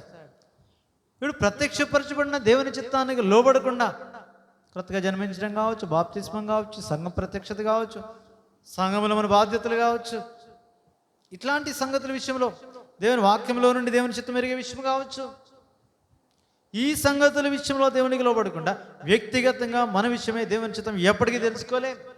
అదే ఇక్కడ చెప్తున్నాడు, బయలుపరచబడినవి ఎప్పుడు కూడా అవన్నీ 29వ వచనంలో ఏముంది? నడుచుకున్నట్లు బయలుపరచబడినవి ఎల్లప్పుడు మనవియు మన సంతతి వారి అగును. మనకవి బయలుపరచబడ్డాయి. నీకు తెలియపరచబడకపోతే అది ఏ పుస్తకాలు చదివినా నీకు అర్థం కాదు, ఏ మనుషుడు చెప్పినా అర్థం కాదు. రహస్యములు అంటున్నాడు దాన్ని. ఏమన్నాడు 29వ వచనంలో? రహస్యములు మన దేవుడిని యెహోవాకు. రహస్యం అంటే ఏంటంటే నీకు అర్థం కాలేదు, నీకు ప్రత్యక్షపరచబడలేదంటే ఏ మనిషి చెప్పిన అర్థం కాదు. అంటే వాక్యముకు గ్రహింపు కొరకు ఒక మార్గంలో నేను పెట్టగలరే కానీ దేవుని చిత్తము విషయమైన సంగతులు మాత్రం ఎవరి ద్వారా కూడా జరిగేది కాదు, దేవుడు ప్రత్యక్ష పరిస్థితి తప్ప. దాని కొరకే ఈ మాటలన్నీ ముందుగా జ్ఞాపకం చేస్తున్నాడు, లోతైన అనుభవంలోకి నడిపిస్తున్నాడు. సరే, 28వ అధ్యాయంలో కూడా మనం చూసాం. ప్రకటన గ్రంథంలో ఏదైతుందో 28వ అధ్యాయంలో ప్రకటన గ్రంథంలో ఏదైతుందో అట్టి మాటలు తెచ్చి అక్కడ కూడా పెట్టాడు. దానికి ఏం కలపకూడదు, ఏమి తీసేయకూడదు. ఆల్రెడీ 12వ అధ్యాయంలో కూడా అనుకుంటా ఆ మాట ఒకసారి వాడతాడు. ద్వితీయోపదేశకాండము 12వ అధ్యాయం 32వ వచనం. నేను మీకు ఆజ్ఞాపించిన ప్రతి మాటను అనుసరించి చేయవలను, దానిలో నువ్వు ఏమీ కలపకూడదు, దానిలో నుండి ఏమీ ఆల్రెడీ ముందు చెప్పాడు. మళ్ళీ కూడా 28వ అధ్యాయంలో స్పష్టంగా ఇప్పుడు చేస్తే మొద్దు కూడా చెప్పాడు. ఏ రోగాలు వస్తాయి, ఏ ఐగుప్తులో ఉన్న క్షయ వ్యాధుల గురించి మాట్లాడుతున్నాడు. ఇలాంటి సంగతులు అప్పుడే మాట్లాడాడు. నేటికి లోకంలో ఉన్న తెగుళ్ళకి కారణం ఏంటంటే దేవుని వాక్యానికి సంఘం అవిధేయత చూపిస్తున్నాయి. కారణాన్ని బట్టి లోకంలోకి తెగుళ్ళని వస్తున్నాయి. నేడు కేంద్రమే సంఘం కదా. పరిస్థితులన్నీ సంఘాన్ని బట్టే కదా జరుగుతున్నాయి లోకంలో. సంఘమే కదా దేవునికి మూలమైంది, దేవునికి ఇష్టమైంది, తాను ఎదుటి నిలువబెట్టబడేది. ఆ సంఘం కొరకే కదా ఆయన ఆలస్యం చేస్తున్నాడు. అనేకులు అనుకున్నట్లుగా, కొందరు అనుకున్నట్లు ఆయన ఆలస్యం చేయవాడు కాడు, దీర్ఘశాంతం గలవాడు. మనమందరం ఆయనతో ఉండాలని, ఏ ఒక్కడు నశించుడు ఆయనకి ఇష్టం లేక దీర్ఘశాంతం కలిగి వేచి ఉన్నాడు. ఆయన దృష్టి అప్పుడు సంఘం మీద ఉంది. ఆ పెండ్లి కుమారుడు పరమ నుండి ఈ సిద్ధపరచబడుతున్న పెండ్లి కుమార్తె వైపు ప్రేమతో చూస్తున్నాడు.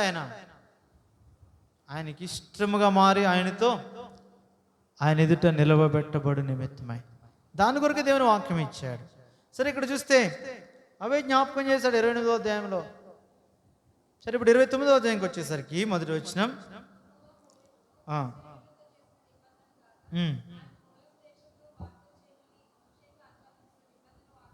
ఇప్పుడు హోరేబు అక్కడే కాదు, కొండ మీదే కాదు, తర్వాత మైదానంలో కూడా దేవుడు మాట్లాడాడు మోషేతో. ఇప్పుడు చెప్పమన్నాడు. అప్పుడు చెప్పిన ధర్మశాస్త్రమే కాదు, అప్పుడు చెప్పిన న్యాయవిధులే కాదు, దాని కొరకు మోషే ఎంతో ప్రయాసపడ్డాడు. దాని కొరకు మోషే కనిపెట్టాడు, దేవుని ముఖాన్ని చూచాడు, దేవునితో సహవాసం చేశాడు. ఈ సంగతులన్నీ ప్రజల పక్షాన ప్రభుకి ప్రజలకి మధ్య నిలబడ్డాడు మధ్యవర్తిగా.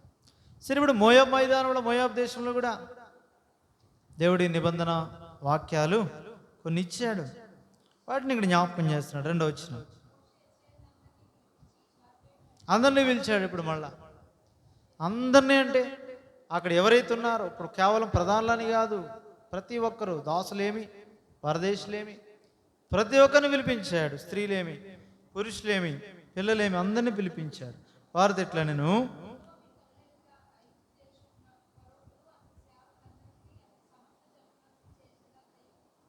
అనగా ఆ గొప్ప శోధనలను సూచక క్రియలను కాబట్టి దీన్ని జ్ఞాపకం చేస్తున్నాడు. ఏదైతే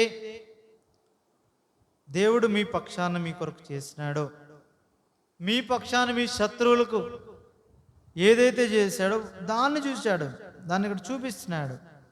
అయితే 4వ వచనంలో ఏమంటాడు? అయినను గ్రహించు హృదయమును, చూచు కన్నులను, విను చెవులను ఇప్పుడు ఇచ్చాడు. ఇప్పుడు వరకు ఇవ్వలేదు మీకు, నేటి వరకు మీకు ఇచ్చి ఉండలేదు. అదే క్రొత్త నిబంధనలో కూడా అపొస్తలుల కార్యాలు 2వ అధ్యాయం వరకు కూడా వారు దాన్ని పొందలేదు. అందుకే 5వ అధ్యాయంలో అంటాడు, విశ్వసించిన వారికి దేవుడు అనుగ్రహించిన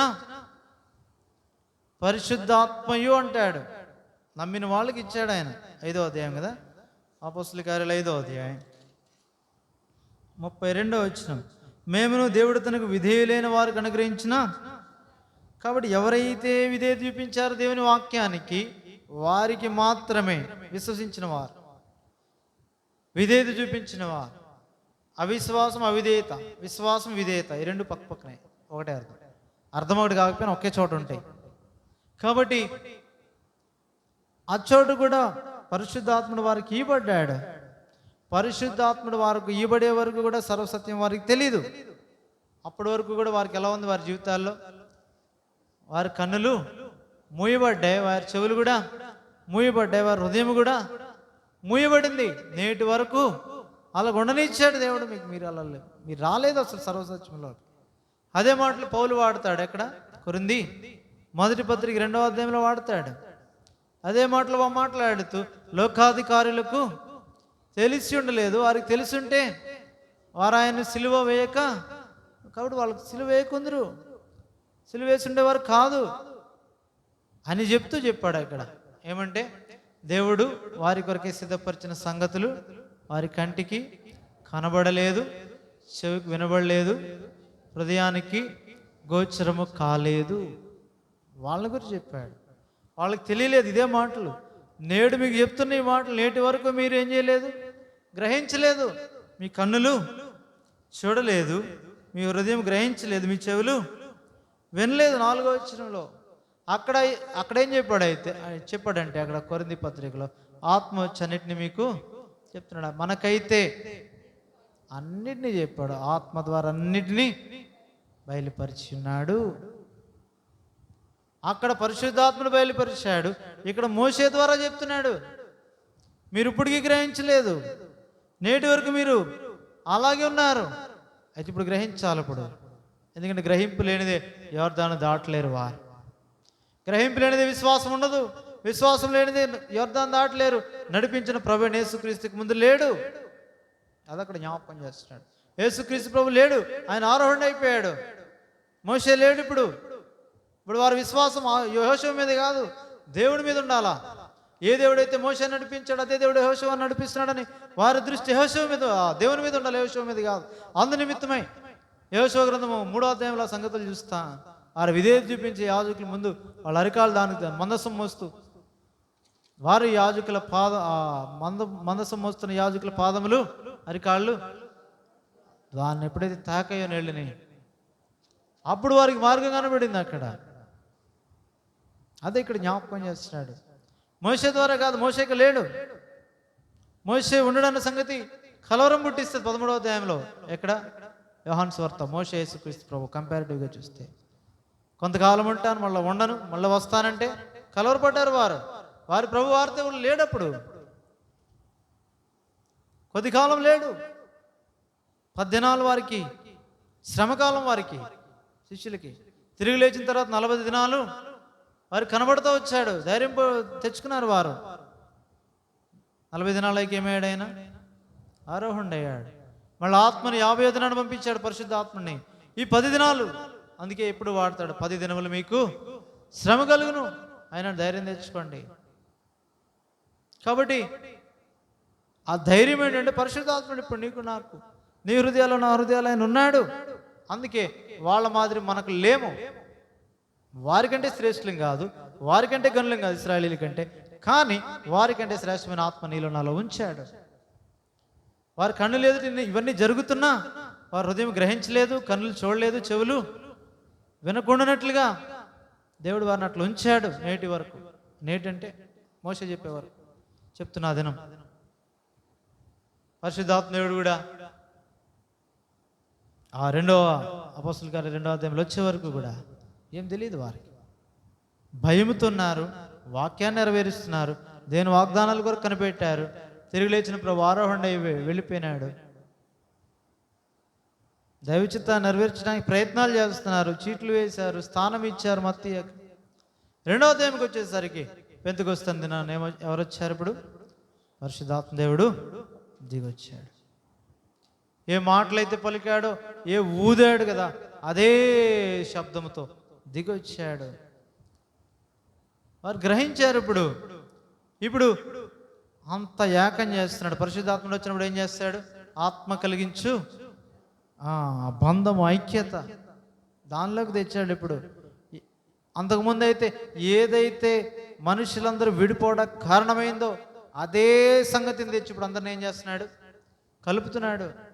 ఏ సందర్భం అయితే నీటి బాప్తిస్మము ద్వారా రక్షణలోనికి వచ్చిన నోవహు సంబంధికుల్ని వేరుపరిచిందో, ఏం వేరుపరిచింది?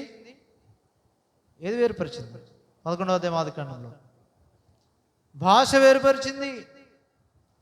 వారి భాషలు ఏం చేశాడు దేవుడు? అక్కడ తారుమారు చేశాడు. ఒకటి మాట ఒకటికి అర్థం కాలే.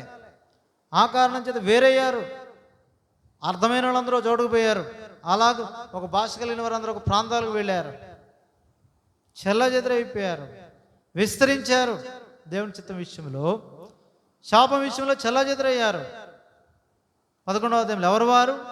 నీటి బాప్తిస్మము ద్వారా రక్తం అనగా పేతురు అంటాడు కదా ఆ మాటలు. అందుకే నోవహు దినాల్లో అప్పటి కాలంలో 8 మంది నీటి మూలముగా రక్షణ పొందారు. ఆ ఓడలో పేతురు మాట్లాడతాడు అవి పత్రికల్లో. సరే, దాన్ని చూడడానికి కాదు. ఇప్పుడు రక్షణ పొందిన వారిలోనే క్రీస్తు కనుక రక్షణకు తగిన మారమునకు తగిన ఫలములు ఫలించిన కారణం చేత దేవుని ఉద్దేశం నెరవేర్చట్లేదు. దేవుడు చెప్పాడు, మీరు విస్తరించి భూమిని నిండించి దాన్ని లోపరుచుకోండి. ఆదాముతో చెప్పాడు, అదే దాన్ని 8వ అధ్యాయంలో 9వ అధ్యాయం మొదటి వచనం అనుకుంటా నోవహుతో చెప్పాడు. విస్తరించడానికి వెళ్ళట్లేదు వాళ్ళు, అదే చోటు గోపురం కడుతున్నారు. అందుకు దేవుడు ఏం చేశాడు? భాషలు తారుమారు చేశాడు. ఇప్పుడు మళ్ళీ అదే నీటి బాప్తిస్మం తర్వాత పరిశుద్ధాత్మని వారికి ఇచ్చుట ద్వారా భాషలు వేరు భాషలో వారు మాట్లాడుతున్నారు. కానీ అందరికి అర్థమవుతుంది. అందరికంటే ఎవరి భాషలో అక్కడ ఉన్న వారికి వాళ్ళకి అర్థమవుతుంది. వాళ్ళు అనుకుంటున్నారు, అరే వీళ్ళందరూ కూడా మన భాషల్లో దేవుని గొప్ప కార్యములు లేదంటే దేవుని గురించిన సంగతులు చెప్తున్నారు. 2వ అధ్యాయంలో ఏమంటారు చూడండి. అపోస్తలుల కార్యాలు 2వ అధ్యాయం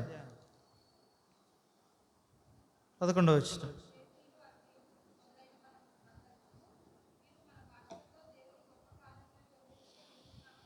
కాబట్టి వీరి భాష వాళ్ళకి తెలీదు, కానీ వీళ్ళకి అర్థమయ్యేటట్టు. ఎందుకంటే అది పండుగ దినాన చెదిరిపోయిన యూదులందరూ ఆ స్థానాలకు వచ్చారు. వాళ్ళ స్థలాల్లో ఉన్న, ఎలా బైబిల్ ట్రాన్స్లేట్ చేయబడినప్పుడు కూడా అంతే కదా, మొదటిగా హెబ్రీ భాషలో ట్రాన్స్లేట్ చేయడానికి దాన్ని అర్థం చేసుకోవడానికి అవకాశం లేదు పాత నిబంధన. ఎందు నిమిత్తం అంటే వాళ్ళు చెదిరిపోయారు. వారి ప్రాంతాల్లో వారి భాషలో వాటిని నేర్చుకుని ఉన్నారు. ఇప్పుడు హీబ్రూ భాషలో చెప్తే వాళ్ళకేమో అర్థమవుద్ది. అందుకే ట్రాన్స్లేషన్ వచ్చింది ఫస్ట్. కాబట్టి అలాగే ఇక్కడ కూడా ఇది దేవుడి నుంచి వచ్చింది. అది మనం అర్థం చేసుకోవడానికి మన జ్ఞానంతో రాయబడిన సంగతులు. అయితే ఇక్కడ అలా కాదు. ఏ దేవుడైతే భాషను తారుమారు చేశాడో రివర్సల్, దాన్ని మళ్ళీ ఏం చేశాడు దేవుడు? భాషలు వేరైనా ఉద్దేశాన్ని ఒకేసారి స్పష్టం చేస్తాడు. పరిశుద్ధాత్ముడు ఉద్దేశం ఏంటంటే ఆయనని చెప్తాడు. 16వ అధ్యాయంలో చెప్పాడు కదా, ఆయన నన్ను గురించి చెప్తాడు, నా వాటిలో నుంచి చెప్తాడు, సమయంభూ సంగతులు చెప్తాడు, సత్యం నుండి. కాబట్టి అవే చెప్తున్నాడు ఆయన. పరిశుద్ధాత్ముడు వచ్చినప్పుడు దేవుడు లేదంటే ప్రభువైన యేసుక్రీస్తును గురించిన సంగతులు వివరంగా ఆయన యొక్క గొప్పతనం అంతటిని ఎవరి భాషల్లో అంటే ఎవడి దేశం నుంచి వచ్చాడు ఆ భాషల్లో, వాళ్ళేంటి మన భాషల్లో దేవుని గురించిన గొప్ప కార్యములు వివరిస్తున్నారు. ఒక్కసారి ధైర్యం వచ్చింది వారికి అర్థం కాలే. కొద్దిమంది అవిశ్వాసాలకేమో వీళ్ళేమో క్రొత్త మద్యముతో నిండి ఉన్నారు అనుకుంటున్నారు. కొద్దిమంది ఎవరైతే విశ్వసించారో నమ్మారో వారి విషయంలో పేతురు ధైర్యం తెచ్చుకొని ఆ 11 మందితో కూడా నిలిచి ఇప్పుడు ఏం చేశాడు? వర్తమానం ఇచ్చాడు. ఎంత ధైర్యంగా వర్తమానం ఇచ్చాడంటే సిస్టమ్ చూసి పారిపోయిన వాడు, ప్రధాన యాజకుని ఇంటి వాకిడి నిలబడలేనివాడు, ఆయనలో నేనున్నానని చెప్పుకోవడానికి ధైర్యం లేనివాడు, ఒక చిన్న పిల్ల ముందు చెప్పలేనివాడు. అంతమంది యూదులు వస్తే యూదులకి అతి శ్రేష్టమైన వాక్యం విషయంలో, వాక్యాన్ని మారిస్తే వాక్యం విషయంలో అక్కడ యెహోవా ఉంటేనే వారంతా పవిత్రంగా దాన్ని తీసుకుంటే ఆ మాటే మార్చేశాడు. అక్కడ మాటే మార్చేసి ఏం పెట్టేశాడు? అక్కడ ప్రభువు అని పెట్టాడు. ఎంతగా ప్రాణానికి తెగించిన నిమిత్తమై పరిశుద్ధాత్ముడు ధైర్యం ఇచ్చాడంటే, ఎలాంటి వాడు? ముందు ప్రభుని సిలువేసినప్పుడు పెరికివాడు. దేని విషయమై? ధర్మశాస్త్రం విషయమై, శక్తి విషయమై కాదు. భౌతికంగా పెరిగోడు కాదు పేతురు, గమనించండి. ప్రతి దానిలో ముందున్నాడు. భౌతికంగా ఏం కాదు, దానికి ముందే బంట్రోతులు లేదంటే సైనికుడిని చెవి నరికినోడు, సామాన్యుడేం కాదు, పెరిగోడేం కాదు. ధర్మశాస్త్ర విషయమై నియమింపబడిన ప్రధాన యాజకుడి దగ్గర ఆ రెస్పెక్ట్ ఇచ్చిన నిమిత్తమై అలాగ అబద్ధం ఆడాడు. ఎందుకంటే వారి ఎదుట కనబడేది చిన్న పిల్ల ముందే అబద్ధం ఆడినట్టు మనకు కనబడుతుంది, కానీ పేతురు మనసు అలా కాదు. రెండవది దైవ చిత్తం నెరవేర్చబడింది, దాని ముందే దేవుడు చూచాడు. అందుకే తర్వాత చేపల పడ్డకు వెళ్ళిపోయాడు. ధైర్యం కలిగిన వాడే. కానీ అందుకే సమాధి దగ్గరికి వెళ్ళినప్పుడు కూడా యోహాను ముందు పరిగెట్టుకు వెళ్ళాడు, కానీ సమాధి లోపలికి వెళ్ళలే, బయట ఉండిపోయాడు. లోపలికి ఎవరు వెళ్ళారు? ముందు పేతురు వెళ్ళాడు. పిరికోడేం కాదు, కానీ ధర్మశాస్త్ర విషయంలో ఆ గౌరవం కలిగిన వాడు. అయితే పరిశుద్ధాత్మ ఎప్పుడైతే వచ్చాడో, దానికంటే ముందుగా లూకాసు వార్త 24వ అధ్యాయంలో ప్రభు ఎప్పుడైతే వారి మనసులు తెరిచాడో, లేఖనములు గ్రహించినట్లుగా ప్రభు వారి మనసులు తెరిచిన రాయబెడుతూ వచ్చింది. 24వ అధ్యాయం లూకాసు వార్తలో తెరిచి ఆయన ఏమైపోయాడు? మీరు పైనుండి శక్తి పొందే వరకు పట్టణంలో నిలిచిండు అన్నాడు. లూకాసు వార్త 24వ అధ్యాయం చివరి వచనాల్లో బేతనీ వరకు వెళ్ళాడు, వారిని ఆశీర్వదించాడు. ఆయన ఆరోహణుడే వెళ్ళిపోయాడు. ఆయన ఆరోహణుడే తేజోమయుడైన రాయబెడుతూ వచ్చింది తిమోతి పత్రికలో. సరే, ఆయన వెళ్ళిన తర్వాత మరింత భయం. ఎందుకంటే ఇంకా పరిశుద్ధాత్ముడు రాలేదు, ఎప్పుడు వస్తాడో తెలియదు. మనకంటే ఇప్పుడు తెలుసు, 10 రోజులు అని వారికి తెలియదు. దిగొచ్చాడు ఆయన. ఇప్పుడు ధైర్యంతో మాట్లాడుతున్నాడు. ప్రతి విషయంలో ఆత్మకు అప్పగించుకున్నాడు. 16వ వచనం నుండి ప్రతి విషయంలో కూడా ఏదైతే లేఖనాల్లో చెప్పబడ్డాయో వాక్యంలో నుండి ఆత్మదేవుడు మాట్లాడిస్తున్నాడు. ఇక్కడ అవన్నీ చెప్పాడు. ఏమని? అంత్యదినములందు 17వ వచనం నుండి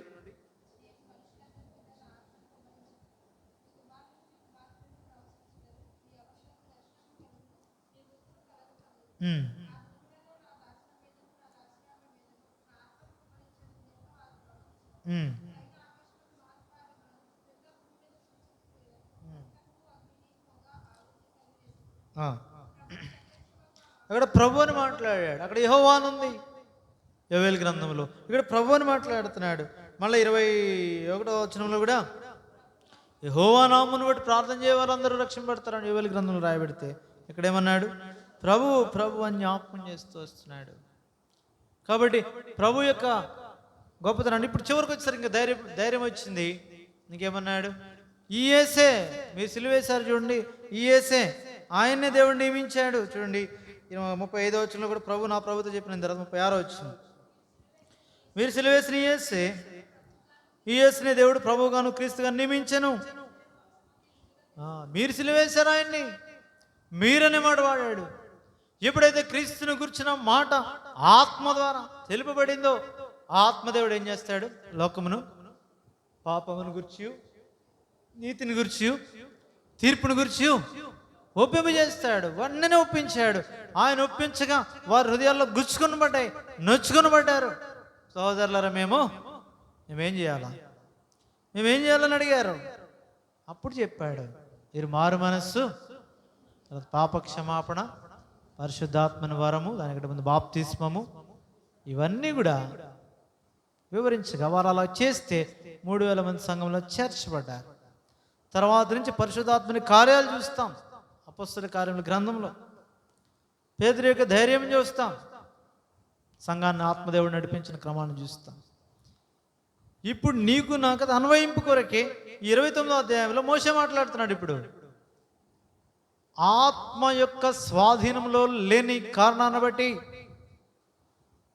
పౌలు అంటున్నాడు కొరింథీ పత్రికలో, అవి వారి కంటికి, ఆ మాట చదవండి, మొదటి పత్రిక కొరింథీ 2వ అధ్యాయము 9వ వచనం, లేదంటే 7వ వచనం నుండి చూడండి. దేవుని జ్ఞానము మర్మమైనట్టుగా బోధించుచున్నాము, మరుగైండును. అయితే జగదుత్పత్తికి ముందుగానే దేవుడు మన మహిమ నిమిత్తము నియమించెను.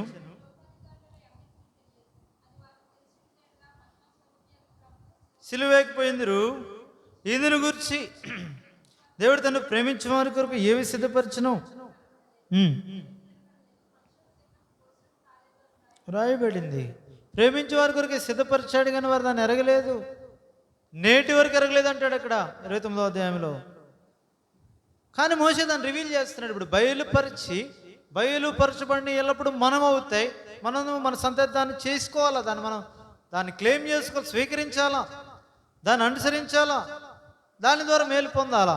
రహస్యములు మన దేవుడని యెహోవాకే చెందుతాయి. మనకేమంటాడు ఇక్కడ 10వ వచనంలో, మనకైతే దేవుడు వాటిని తన ఆత్మలను బయలుపరిచి ఉన్నాడు. అన్నిటినీ ఇప్పుడు దేవుని రహస్యములను కూడా పరిశోధిస్తున్నాడు. ఇప్పుడు రహస్యమైనది ఏది ఉంచట్లేదు ఆయన, అన్నిటినీ బయటికి తెస్తున్నాడు. ఎందుకంటే రాయించిన వాడు ఆయనే కదా, పరిశుద్ధాత్మ.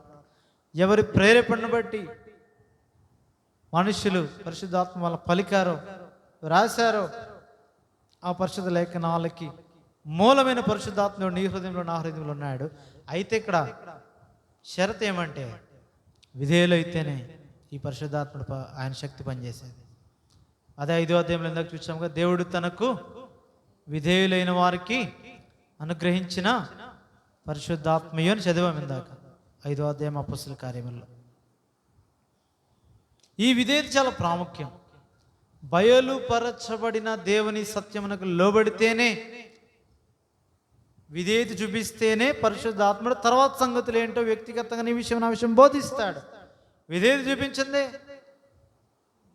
ఎదిరించే కొలది, దుఃఖపెట్టే కొలది క్షమాపణ లేదని చెప్తున్నాడు ఆయన.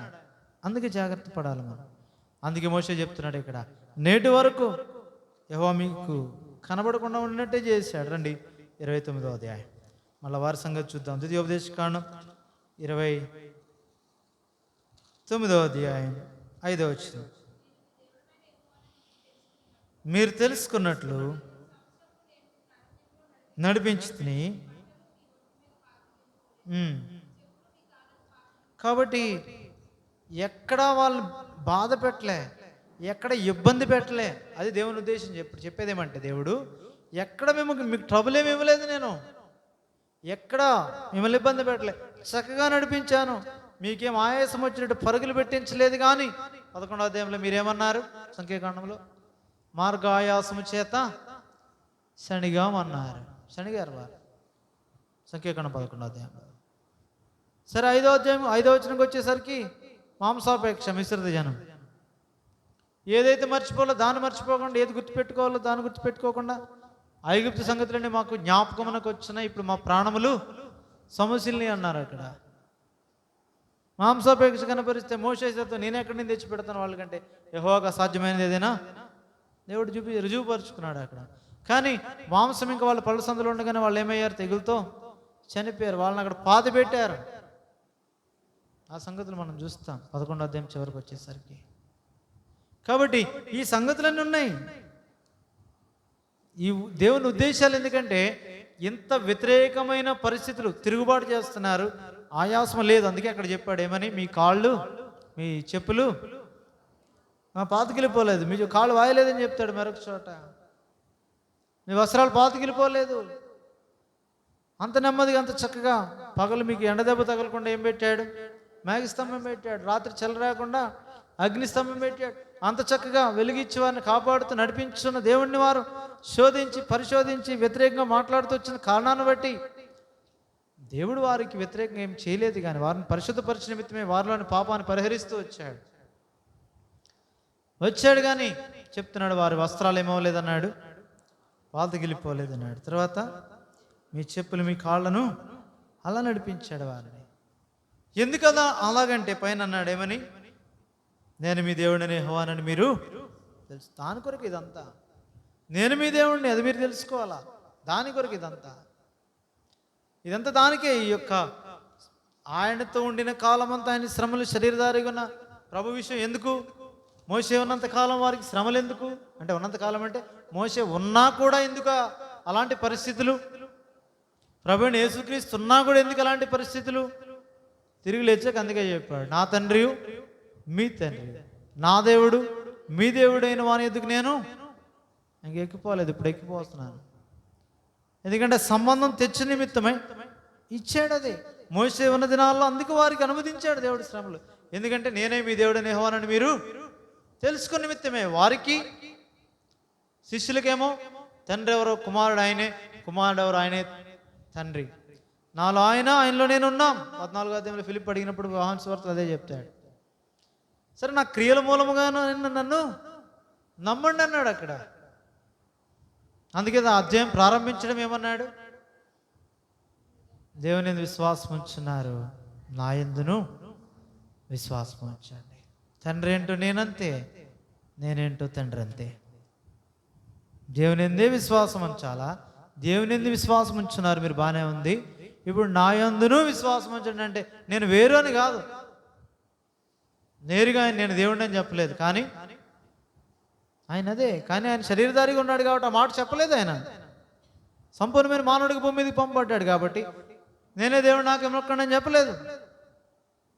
కానీ ప్రతి మాటలో ప్రతి చోట చూపించుకున్నాడు ఆయన ప్రత్యేకత.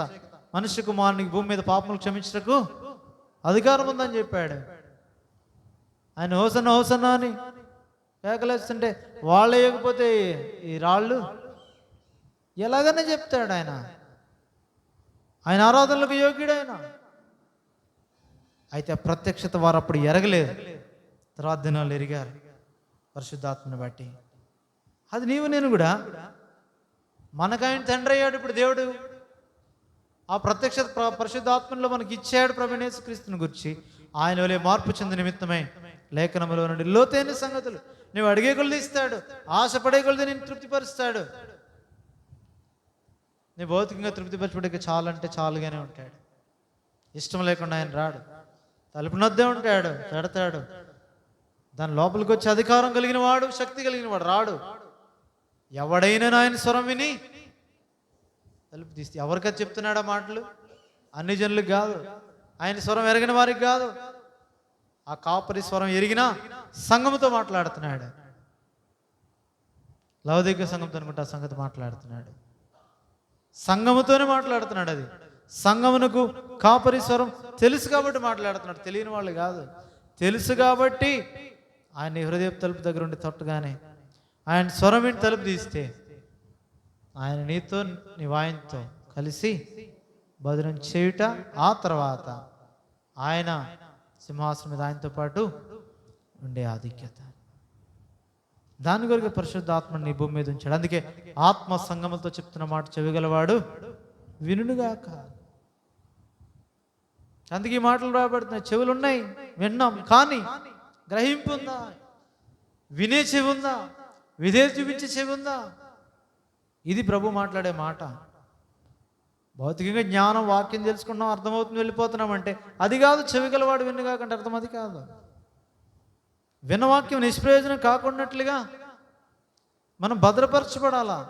అలాగుండాలంటే 4వ అధ్యాయం ఫిబ్రవరి పత్రికలో ఒక మాట అంటాడు. ఏమంటాడు?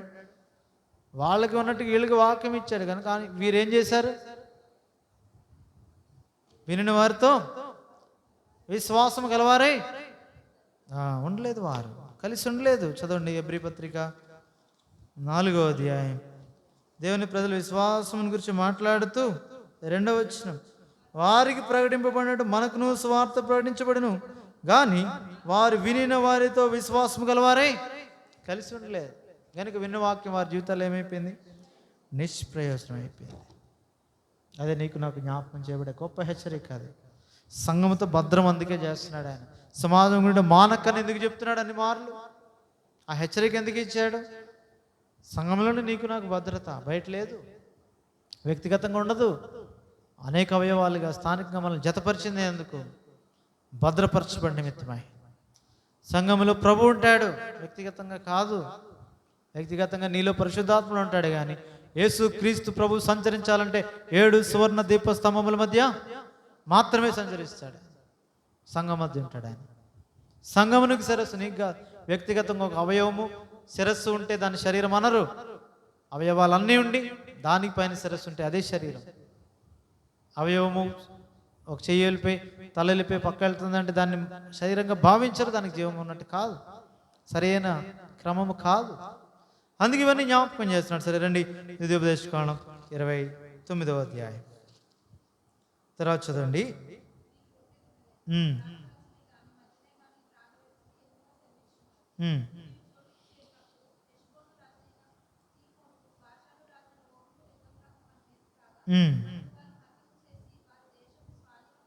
కాబట్టి శత్రువులు వచ్చారు, వ్యతిరేక పరిస్థితులు వస్తాయి. ఏ మనుష్యుడు ఆ కాలంలో జయించిన రాజులు వీళ్ళు, సిహోను, ఓగు. దేవుడు విజయం ఇచ్చాడు వారికి. ఎక్కడైతే విజయం పొందామో ఆ చోటను స్వాస్థ్యంగా రూబేనీలకి, గాదేలీకి, మనషే అర్ధగోత్రం వారికి ఇచ్చేసాము అక్కడ. తర్వాత 9వ వచనం, కాబట్టి మీరు చేయనిదంతా చక్కగా జరుగునట్లు అవి అనుసరించి ఏం చేయాలా? నడుచుకోవాలి. చక్కగా జరగాలంటే అనుసరించినాడు, లేని ఎడల చక్కగా జరగదు. అదే జ్ఞాపకం చేసుకోవాలి. తర్వాత 10వ వచనం,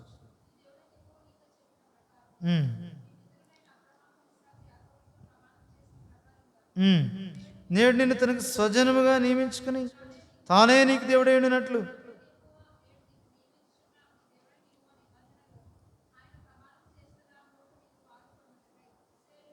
ప్రతివాడు ముఖ్యులేమి, మీ గోత్రపు వారేమి, మీ పెద్దలేమి, నాయకులేమి, పిల్లలేమి, భార్యలేమి,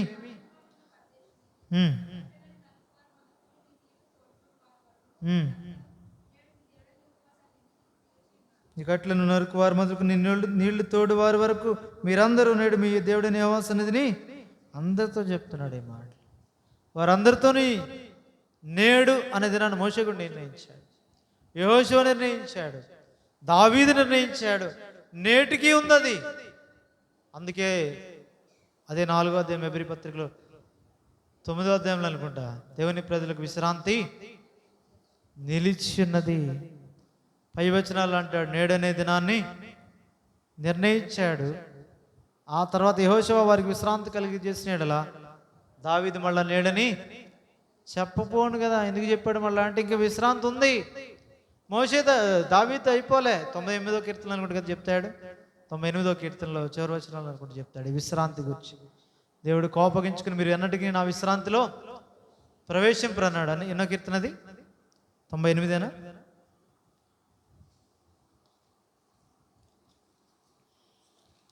95 10వ వచనం. ఆ తరం వారి వల్ల నేను విసిగి వారి హృదయంలో తప్పిపో జనులు వారు నా మార్గములు తెలుసుకోలేదని అనుకుంటుని వీరెన్నడూ నా విశ్రాంతిలో ప్రవేశింపకూడదని ప్రమాణం చేశాడు 95వ కీర్తనలో. కాబట్టి దానిని బట్టి నేడనే దినాన్ని దావీదు కూడా చెప్పాడు. అయితే నేటికి అదే మాట, దేవుని ప్రజలకు విశ్రాంతి నిలిచింది. ప్రవేశించిన నిమిత్తమే దేవుని వాక్యాన్ని పెట్టాడు. తర్వాత 12వ వచనం హెబ్రీ 4వ అధ్యాయంలో ఆ వాక్యపు యొక్క పరిశోధన గుండా వెళ్ళబడిన వాడు శుద్ధీకరించబడి అన్ని కట్ అవుతాయి. అంతేకాదు ధరించుకోవలసిన సంగతులు ధరింపజేస్తాడు. అన్నిటితో పాటు సంపూర్ణతలోనికి తెచ్చి ప్రభువుని చూపిస్తాడు. అప్పుడు మనం చూస్తాం ఆకాశ మండలంగా వెళ్ళిన దేవుని కుమారుడైన యేసును గొప్ప ప్రధాన యాజకుడు. ఆయన ఎవడంటే మన బలహీనతలన్నిటిలో మనలో సహానుభావం లేనివాడు కాడు, కానీ శోధింపబడిన ఆయన ఎలా ఉన్నాడు అది చూపిస్తాడు. అది పొందు నిమిత్తమై, ఆ సమయోచితమైన సహాయం పొందు నిమిత్తమై మనకేం చెప్తున్నాడంటే ధైర్యంతో కృపాశ్రమం. ఎప్పుడైనా ఉన్నాడు ఆయన, ఎప్పుడైనా సిద్ధంగా ఉన్నాడు. అందుకే 2వ అధ్యాయం చివరి వచనంలో అంటాడు, తాను శోధింపబడి శ్రమపడిన కనుక శోధింపబడి వారికి సహాయం చేయగలవాడే అన్నాడు. ప్రతి విషయంలో శోధింపబడ్డాడు. లోకాసువార్త 4:13 అనుకుంటా, అపవాది ప్రతి శోధనను ముగించి కొంతకాలం ఆయన్ను విడిచిపోయాను. శోధించిన ఒక 3 శోధనలు చూపించాడు, అన్ని శోధనలు రాయలేడు అక్కడ. అందుకే ఆ మాట రాసేసాడు లోక. ఏమన్నాడు? ప్రతి శోధనను ముగించి కొంతకాలం వెళ్ళొచ్చాడు. మళ్ళీ ఎన్నిసార్లు శోధించాడు మనకే తెలుసు.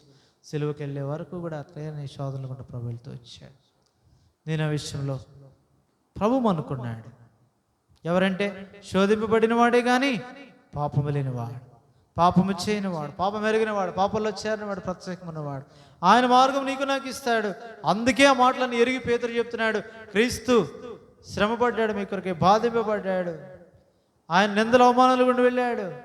అందుకొరకే తన అడుగు జాడలు యందు మీరు నడుచుకుంటే ఆయన పరిశుద్ధతలో మీరు పాలు పొందగలరు. అది 2:21 మాట్లాడతాడు పేతురు రాసిన మొదటి పత్రికలో.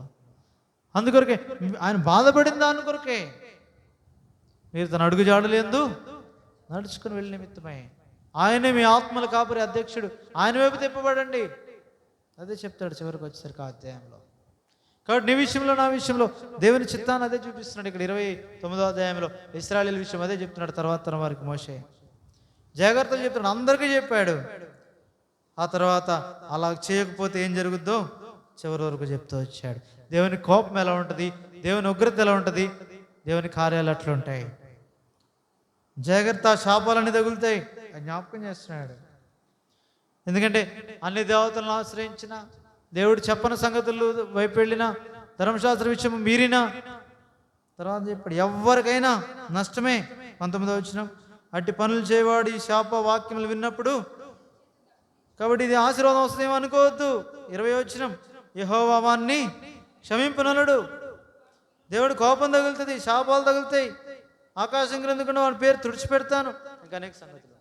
ఇప్పుడు ఆ శాపాలను ధ్యానించడానికి కాదు, కానీ విధేది చూపించి లోబడి నిమిత్తమే దేవుడు రాయించాడు నీ కొరకే నా కొరకు. ఎందుకు ఈ సంగతులు వారికి కదా ఇవ్వబడ్డాయి, మనకెందుకు? 10వ అధ్యాయంలో అందుకే అన్నాడు కొరింథీ మొదటి పత్రికలు ఏమన్నాడు? దృష్టాంతముగా వారికి సంభవించాయి, యుగాంతమందున నీకు నాకు మనకు బుద్ధి కలుగుటకే రాయబడ్డాయి. వాళ్ళకు కూడా అన్నీ ఉన్నాయి.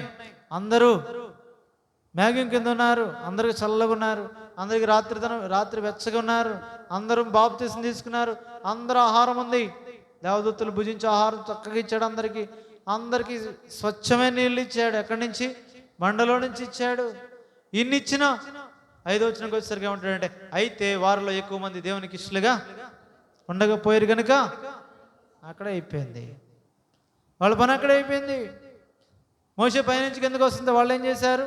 తినుటకు త్రాగుటకు లేచి ఆలుటకు లేచిన రాయబెడుతూ వచ్చింది. అందుకే 11వ వచనంలో ఏమంటున్నాడు? ఈ సంగతులు దృష్టాంతములుగా వారికి సంభవించి యుగాంతమందున మనకు బుద్ధి కలగడానికి రాయబడ్డాయి. ఏంటి ఈ సంగతులు, దేని గురించి తర్వాత చెప్తాడు?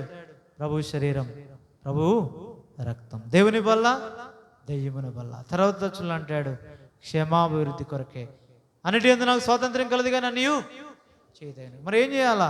మీరేమి చేసినా, భోజనం చేసినా, పాలన చేసినా, మరేం చేసినా ఏమంటాడు? ఏ వచనం అది? తర్వాత వచనాల్లో చెప్తాడు దేవుని మహిమ కొరకే చేయుడి. కాబట్టి చివరి దినాల్లో ఉన్నా, ప్రభు సమీపంగా ఉన్న దినాల్లో ఉన్నా, మరి ముఖ్యంగా పరిశుద్ధాత్మ దినాల్లో ఉన్నా. మోషే లేడు ఇప్పుడు ఇశ్రాయేలుకి. తర్వాత దినాల్లో యెహోషువ ఉన్నాడు. మోషే మీద పెట్టుకున్నంత నమ్మకం యెహోషువ మీద వారికి ఉండదు. ఎలా సామాన్యమే, దేవుడు చెప్పవసరంలే. మోషే వేరు వారికి ఇంకా యెహోషువని ప్రస్తావించరు ఎక్కడ, ప్రతి నిబంధనలు ఎక్కడ ఆ ప్రస్తావన తీసిరారు. మాకు మోషే చెప్పాడు. మోషే ఏమైనా తెస్తే అబ్రహాము తండ్రి అంటారు, కానీ మోషే మాకు ఇచ్చాడు వాక్యం. మోషే మోషే మోషే అంతే. యెహోషువ లెక్కలు. నిజానికి వాళ్ళకి స్వాస్యం పంచిచ్చింది ఎవరు? ఎక్కువ భాగం యెహోషువ ఇచ్చాడు. యెహోషువ లెక్కలోకి రాడు. ఏం నిమిత్తం అంటే మోషే నూరు పోసిందంత ఎవరి మీద అంటే ప్రభు వైపు చూపించాడు వారిని. అంత చూపించాడు కాబట్టి యెహోషువ దినాల వరకు, పెద్దల దినాల వరకు నిల్చున్నారు వారు. ఇప్పుడు యోషువ చనిపోయాడు, పెద్దలు చనిపోయారు, ఏమైపోయింది ఇప్పుడు? యెహోవానైనను యెహోవా వారి కొరకు చేసిన కార్యములైనను ఎరుగని తరమే పుట్టేసింది. ఏకంగా తరానికే తెలియదంట, అసలు ఎవడికి తెలియదంట. అష్టారో దేవతలు, బయలుదేవతలు పూజిస్తే దేవుడు వారికి ఏమైపోయాడు? న్యాయాధిపతులు 2వ అధ్యాయంలో శత్రువు అయిపోయాడు. దేవుని ప్రజలకు శత్రువులైన వారి పక్షాన్ని దేవుడు వెళ్ళిపోయాడు. ఆ స్థాయి నీకు నాకు రాకుండా నిమిత్తమై దేవుడు తన వాక్యం ద్వారా, తన మెలనైన స్వరం ద్వారా, పరిశుద్ధాత్మని ద్వారా మరి ముఖ్యంగా నీతో నాతో లోతైన అనుభవంలోనికి తీసుకుని వెళ్తున్నాడు. లోతుగా నడిపించు, ప్రభుని అడుగు. కాబట్టి భక్తుడు పాడతాడు కదా, లోతైన ఈ నావను లోతైన అనుభవంలోనికి నడిపించు. కాబట్టి మనం కూడా ప్రభుని అడిగితే ఆయన ఇస్తాడు. ఆత్మదేవుడు మనల్ని నడిపిస్తాడు. అప్పుడు నీవు సర్వసత్యాన్ని ఎరిగి ఆ యొక్క సత్యరాజ్యం నిత్యముండే ప్రభు యేసుక్రీస్తుని రాజ్యాన్ని స్వతంత్రించుకునే నిమిత్తమే ప్రభు సిద్ధపరుస్తాడు. అందుకే 29వ అధ్యాయం అంతట్లో కూడా అక్కడ మోయాబు పర్వతం మీద ఇచ్చిన ధర్మశాస్త్రం, కట్టడలు, న్యాయ విధులే కాదు, ఇంకా యోర్దాను ముందు మోయాబు దేశంలో కూడా మోషే ద్వారా వారికి ఇచ్చిన నిబంధన వాక్యములు ఇవే అని చెప్తూ మాట్లాడుతూ వచ్చినాడు. అందుకే నీవు నేను గ్రహిద్దాం. ఇంకా మనం కూడా వారి వలె తెలియకుండొద్దు, తెలియకే ప్రార్థన చేయొద్దు. దేవా, నువ్వు ప్రేమించే వారికి నువ్వు ఏదైతే సిద్ధపరిచావు అవి కంటికి కనపడలేదంట, ఇంకా అవి కాదు.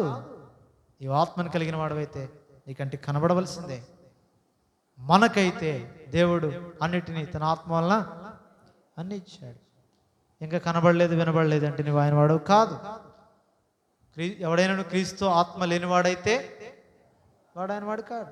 ఇంకా నాకు తెలియట్లేదు, ఇంకా నాకు కనబడట్లేదు, ఇంకా నాకు గ్రహించలేకపోతున్నానంటే నువ్వు ఆయన వాడవు కాదు. ఎందుకంటే క్రీస్తు ఆత్మ నీలో లేదు.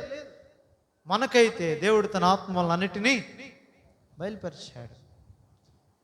ఆత్మ సంబంధమైన వాడు అన్నిటిని వివేచిస్తాడు, కానీ ఎవడి చేతను వివేచింపబడడు. అదే అధ్యాయం చివరి వచనంలో మాట్లాడుతున్నాడు. అందుకే 3వ అధ్యాయ ప్రకారం శరీర సంబంధాలుగా ఉండక, 2వ అధ్యాయంలో ఉన్న ప్రకృతి సంబంధం ఎలాగూ కాదు, అయితే ఆత్మ సంబంధాలమైన మనుషుల వలె ఆత్మ సంబంధమైన సంగతులతో అన్నిటినీ సరిచూసుకొంచు. పరిశుద్ధాత్మ యొక్క నడిపింపుకు లోబడి అపోస్తల కార్యాలు అంతట్లో కూడా అపోస్తలులు ఎలాగైతే ఆత్మ ద్వారా నడిపించబడ్డారో, ఆత్మ ద్వారా శక్తి పొందారో, ఆత్మ ద్వారా ధైర్యం పొంది బోధించారో, ఆత్మ ద్వారా ఆటంకపరచబడ్డారో, కొన్ని స్థలాలకు వెళ్లకుండా అట్టి ఆత్మ నడిపింపులో కొనసాగుతూ ఆ ఆత్మ చేత చివరిగా కొరింథీ 2వ పత్రిక 3వ అధ్యాయం చివరి వచ్చిన చివరి మాటలు, ప్రభువు ఆ ఆత్మ చేత ఆ పోలికగానే మార్చబడుచున్నాం. ఎలాగంటే కొద్ది కొద్దిగా మహిమ నుండి అధిక మహిమ పొందొచ్చు. అలాగూ దేవుని వాక్యంలో క్రమక్రమంగా ఎదుగు నిమిత్తం ఇంకా పిల్లలం కాదు, ఇంకా పిల్లవాడమై ఉన్నప్పుడు చెప్పిన ఆన్సర్లు కాదు. ఇప్పుడు ఎగ్జాంపుల్కి ఏదో మీకు అర్థమైందో లేదో కానీ దాన్ని జ్ఞాపకం చేశాను. అలా కాదు, ఇంకా లోతుగా వెళ్ళాలి. ఇప్పుడు లోతైన స్థలాల్లో నడిపించబడాలి. వాక్యములో ముందుకెళ్ళాలా, ప్రభువుని చూడాలా, ఆయన పోలికలోకి మార్చబడాలా, ఆయనతో సదాకాలం ఉండాలి. అంటే తీర్మానంతో ప్రభు మనల్ని ఆయన పోలికలోకి మార్చుటకై పరిశుద్ధాత్ముడు మనల్ని నడిపించునుగా. ప్రార్థన చేద్దాం.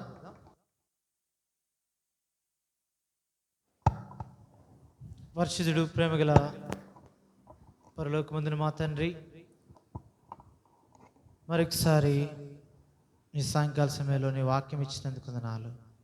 అంత అమూల్యమైన సంగతులు ఇశ్రాయేలీయుల పక్షంగా ఎంతో శ్రేష్టమైన మాటలు వారికి చివరి దినాల్లో మోషే ద్వారా ఆ యొక్క హోరేబు కొండ మీద, సినాయి పర్వతం మీద ఏదైతే దేవుడు ముఖాముఖిగా మాట్లాడుతూ మోషేతో ఇచ్చినావు, ఆ మోషే ద్వారానే అరణ్యములోనికి సంగమునకు జీవవాక్యములు ఇచ్చిన ఆ మోషే ద్వారా మోయాబు దేశంలో మరలా నిబంధన వాక్యాలు ఇచ్చావు. సర్వసత్యంలోనికి నడిపించావు వారి విషయమై భౌతికంగా. అయితే ఆత్మ సంబంధంగా నిజమైన యేసుక్రీస్తు, నిజమైన దేవుడు నీవు యేసుక్రీస్తు ప్రభుకి లోకంలోనికి వచ్చి నిజమైన రక్షణ మాకు ఇచ్చావు, నిత్య రక్షణ మాకు ఇచ్చావు, దానికి కారకుడు అయిపోయావు. ఇప్పుడు సర్వసత్యంలో నడిపించిన నిమిత్తమే ఆ దేవుని మా హృదయంలో ఉంచావు, పరిశుద్ధాత్మనిగా ముద్రింపు చేసినావు. మేము ఆత్మను కలిగిన వారమే, ఎవడైనా క్రీస్తు ఆత్మ లేనివాడైతే వాడు ఆయన వాడు కాడు. అయితే మేము ఆయన ఆత్మను కలిగిన వారు. మృతులలో నుండి యేసును లేపిన వాని ఆత్మ మీలో నివసించిన యెడల, మృతుల్లో నుండి క్రీస్తు యేసును లేపినవాడు చావనకులోనైనా మీ శరీరంలో కూడా తన ఆత్మ ద్వారా జీవింపజేయని మాట్లాడుతూ ఉంటుండగా, మా శరీరంలో, మా ఆలోచనలు, మా తలంపులు, మా మానసిక స్థితి ఏదైతే భూ సంబంధమైన వాడి మీద ఉందో, శరీర ఆలోచనల మీద ఉందో, శరీర తలంపుల మీద ఉందో, మీ కొరకు పని చేయనట్లుగా, మీ కొరకు ప్రయాసపడినట్లుగా, మీ పని భూమి మీద నెరవేర్చినట్లుగా నీ ఆత్మనిచ్చి నీ సంఘముల మమ్మల్ని నుంచి నీ మమ్మల్ని ఏర్పరచుకుంటే ఏ విషయంలో మేము నిర్లక్ష్యంగా ఉన్నామో శుద్ధీకరించండి, కడగండి, పరిశుద్ధపరచండి. చిన్న బిడ్డలు మొదలుకొని పెద్దవారి వరకు అందరినీ జ్ఞాపకం చేసుకుని అందరి వారి వారి వయసు చొప్పున మీరు దర్శించండి. నువ్వు మాట్లాడగలిగిన దేవుడు. చిన్నపిల్లలతో మాట్లాడుతున్నావు, యవనస్తులతో మాట్లాడుతున్నావు, పెద్దవారితో మాట్లాడుతున్నావు, వృద్ధులతో మాట్లాడుతున్నావు, బాలురు, యవనులు, కన్యలు, వృద్ధులు అందరితో మాట్లాడుతున్నావు. అందరిని స్తుతించిన నిమిత్తం ఏర్పరచుకున్నావు. నిజము గల మాటలు దర్శించండి. వినిన వాక్యం నిష్ప్రయోజనం కాకుండాట్లుగా వినిన వారితో విశ్వాసం కలిగిన వారే కలిసి ఉండలేదు కాబట్టి వారి జీవితాల్లో విశ్రాంతిలో ప్రవేశించలేకపోయినారు. అవిశ్వాసం, అవిధేయతను బట్టి మేము అలా ఉండకుండా నిమిత్తమై సంఘముతో కలిసి సంతోషంతో నీ యొక్క సన్నిధిని అనుభవిస్తూ ముందు కొనసాగట కృపను కూడా వచ్చి నీ ప్రజలను బట్టి ఉంది. వల్ల వారి వారి గృహాలకు వెళ్తుండగా మీ దీవుల ఆశీర్వాదంతో శాంతి సమాధానంతో నీ ముఖాంతో పంపండి. ఏదైతే గ్రహించే రీతిగా బోధించలేకపోయినా నీ ఆత్మ ద్వారా సంపూర్ణమైన గ్రహింపులోనికి మరలా ఈ అధ్యాయం ధ్యానిస్తున్నప్పుడు నీ ప్రజలకు మీరు అనుగ్రహించండి. దేవా, నీ ముఖకాంతి నీ ప్రజలను పంపించండి. అసూయ గల వారి కన్నుల నుండి తప్పించండి. పిల్లలైన వారి ఎగ్జామ్స్లో తోడుగుండండి దేవా. అలాగే పెద్దలైన వారి బాధ్యతలు కృపనివ్వండి. ముందున దినాల కొరకు మమ్మల్ని సిద్ధపరచమని మరొకసారి నీ సన్నిధితో మమ్మల్ని తృప్తిపరిచిన వారిని స్తుతిస్తూ, రాలేకపోయిన వారు కూడా వారి భాగం వారికి ఇచ్చి, ఎవరైతే నిర్లక్ష్యం చేశారో వారిని సంధించి క్రమపరిచి దేవా, భద్రత సంఘంలో ఉందని ఎరిగి సంఘములో వారు లేని కారణాన్ని బట్టి ఏదైతే శోధకుడు బలహీనం లేని వారి యొద్దకు శోధించి నిమిత్తమే వెళ్తాడు, అయితే వాడిని జయించి నిమిత్తమే వారు ఎరిగి బలం పొంది నిమిత్తమే క్రమముగా సంఘముతో కలిసి కొనసాగటం కృపనివ్వమని, అంటే అనుకూలతలు కూడా అనుగ్రహించమని. ఎవరైతే అనారోగ్యంగా రాలేకపోయినారో వారిని స్వస్థపరిచి వారి భాగం వారికి ఇవ్వమని మీ చేతికి అప్పగిస్తూ మహిమాగంత ప్రభావం మీకు ఆరోపిస్తూ యేసుక్రీస్తు ప్రభు మా రక్షకుని నామమున స్తుతించి గణపరిచి ప్రార్థించి వేడుకొనిచున్నాం తండ్రి. పరమతనైన దేవుని ప్రేమయు ఆయన కుమారుడైన యేసుక్రీస్తు ప్రభు యొక్క కృపయు పరిశుద్ధాత్మ కన్యని సావాసం కూడా వచ్చిన మనకును సార్వత్రిక సంఘంలో చెందిన సకల పరిశుద్ధులకును సదాకాలము తోడేయుడును గాక. Amen. Praise Lord. Praise lord.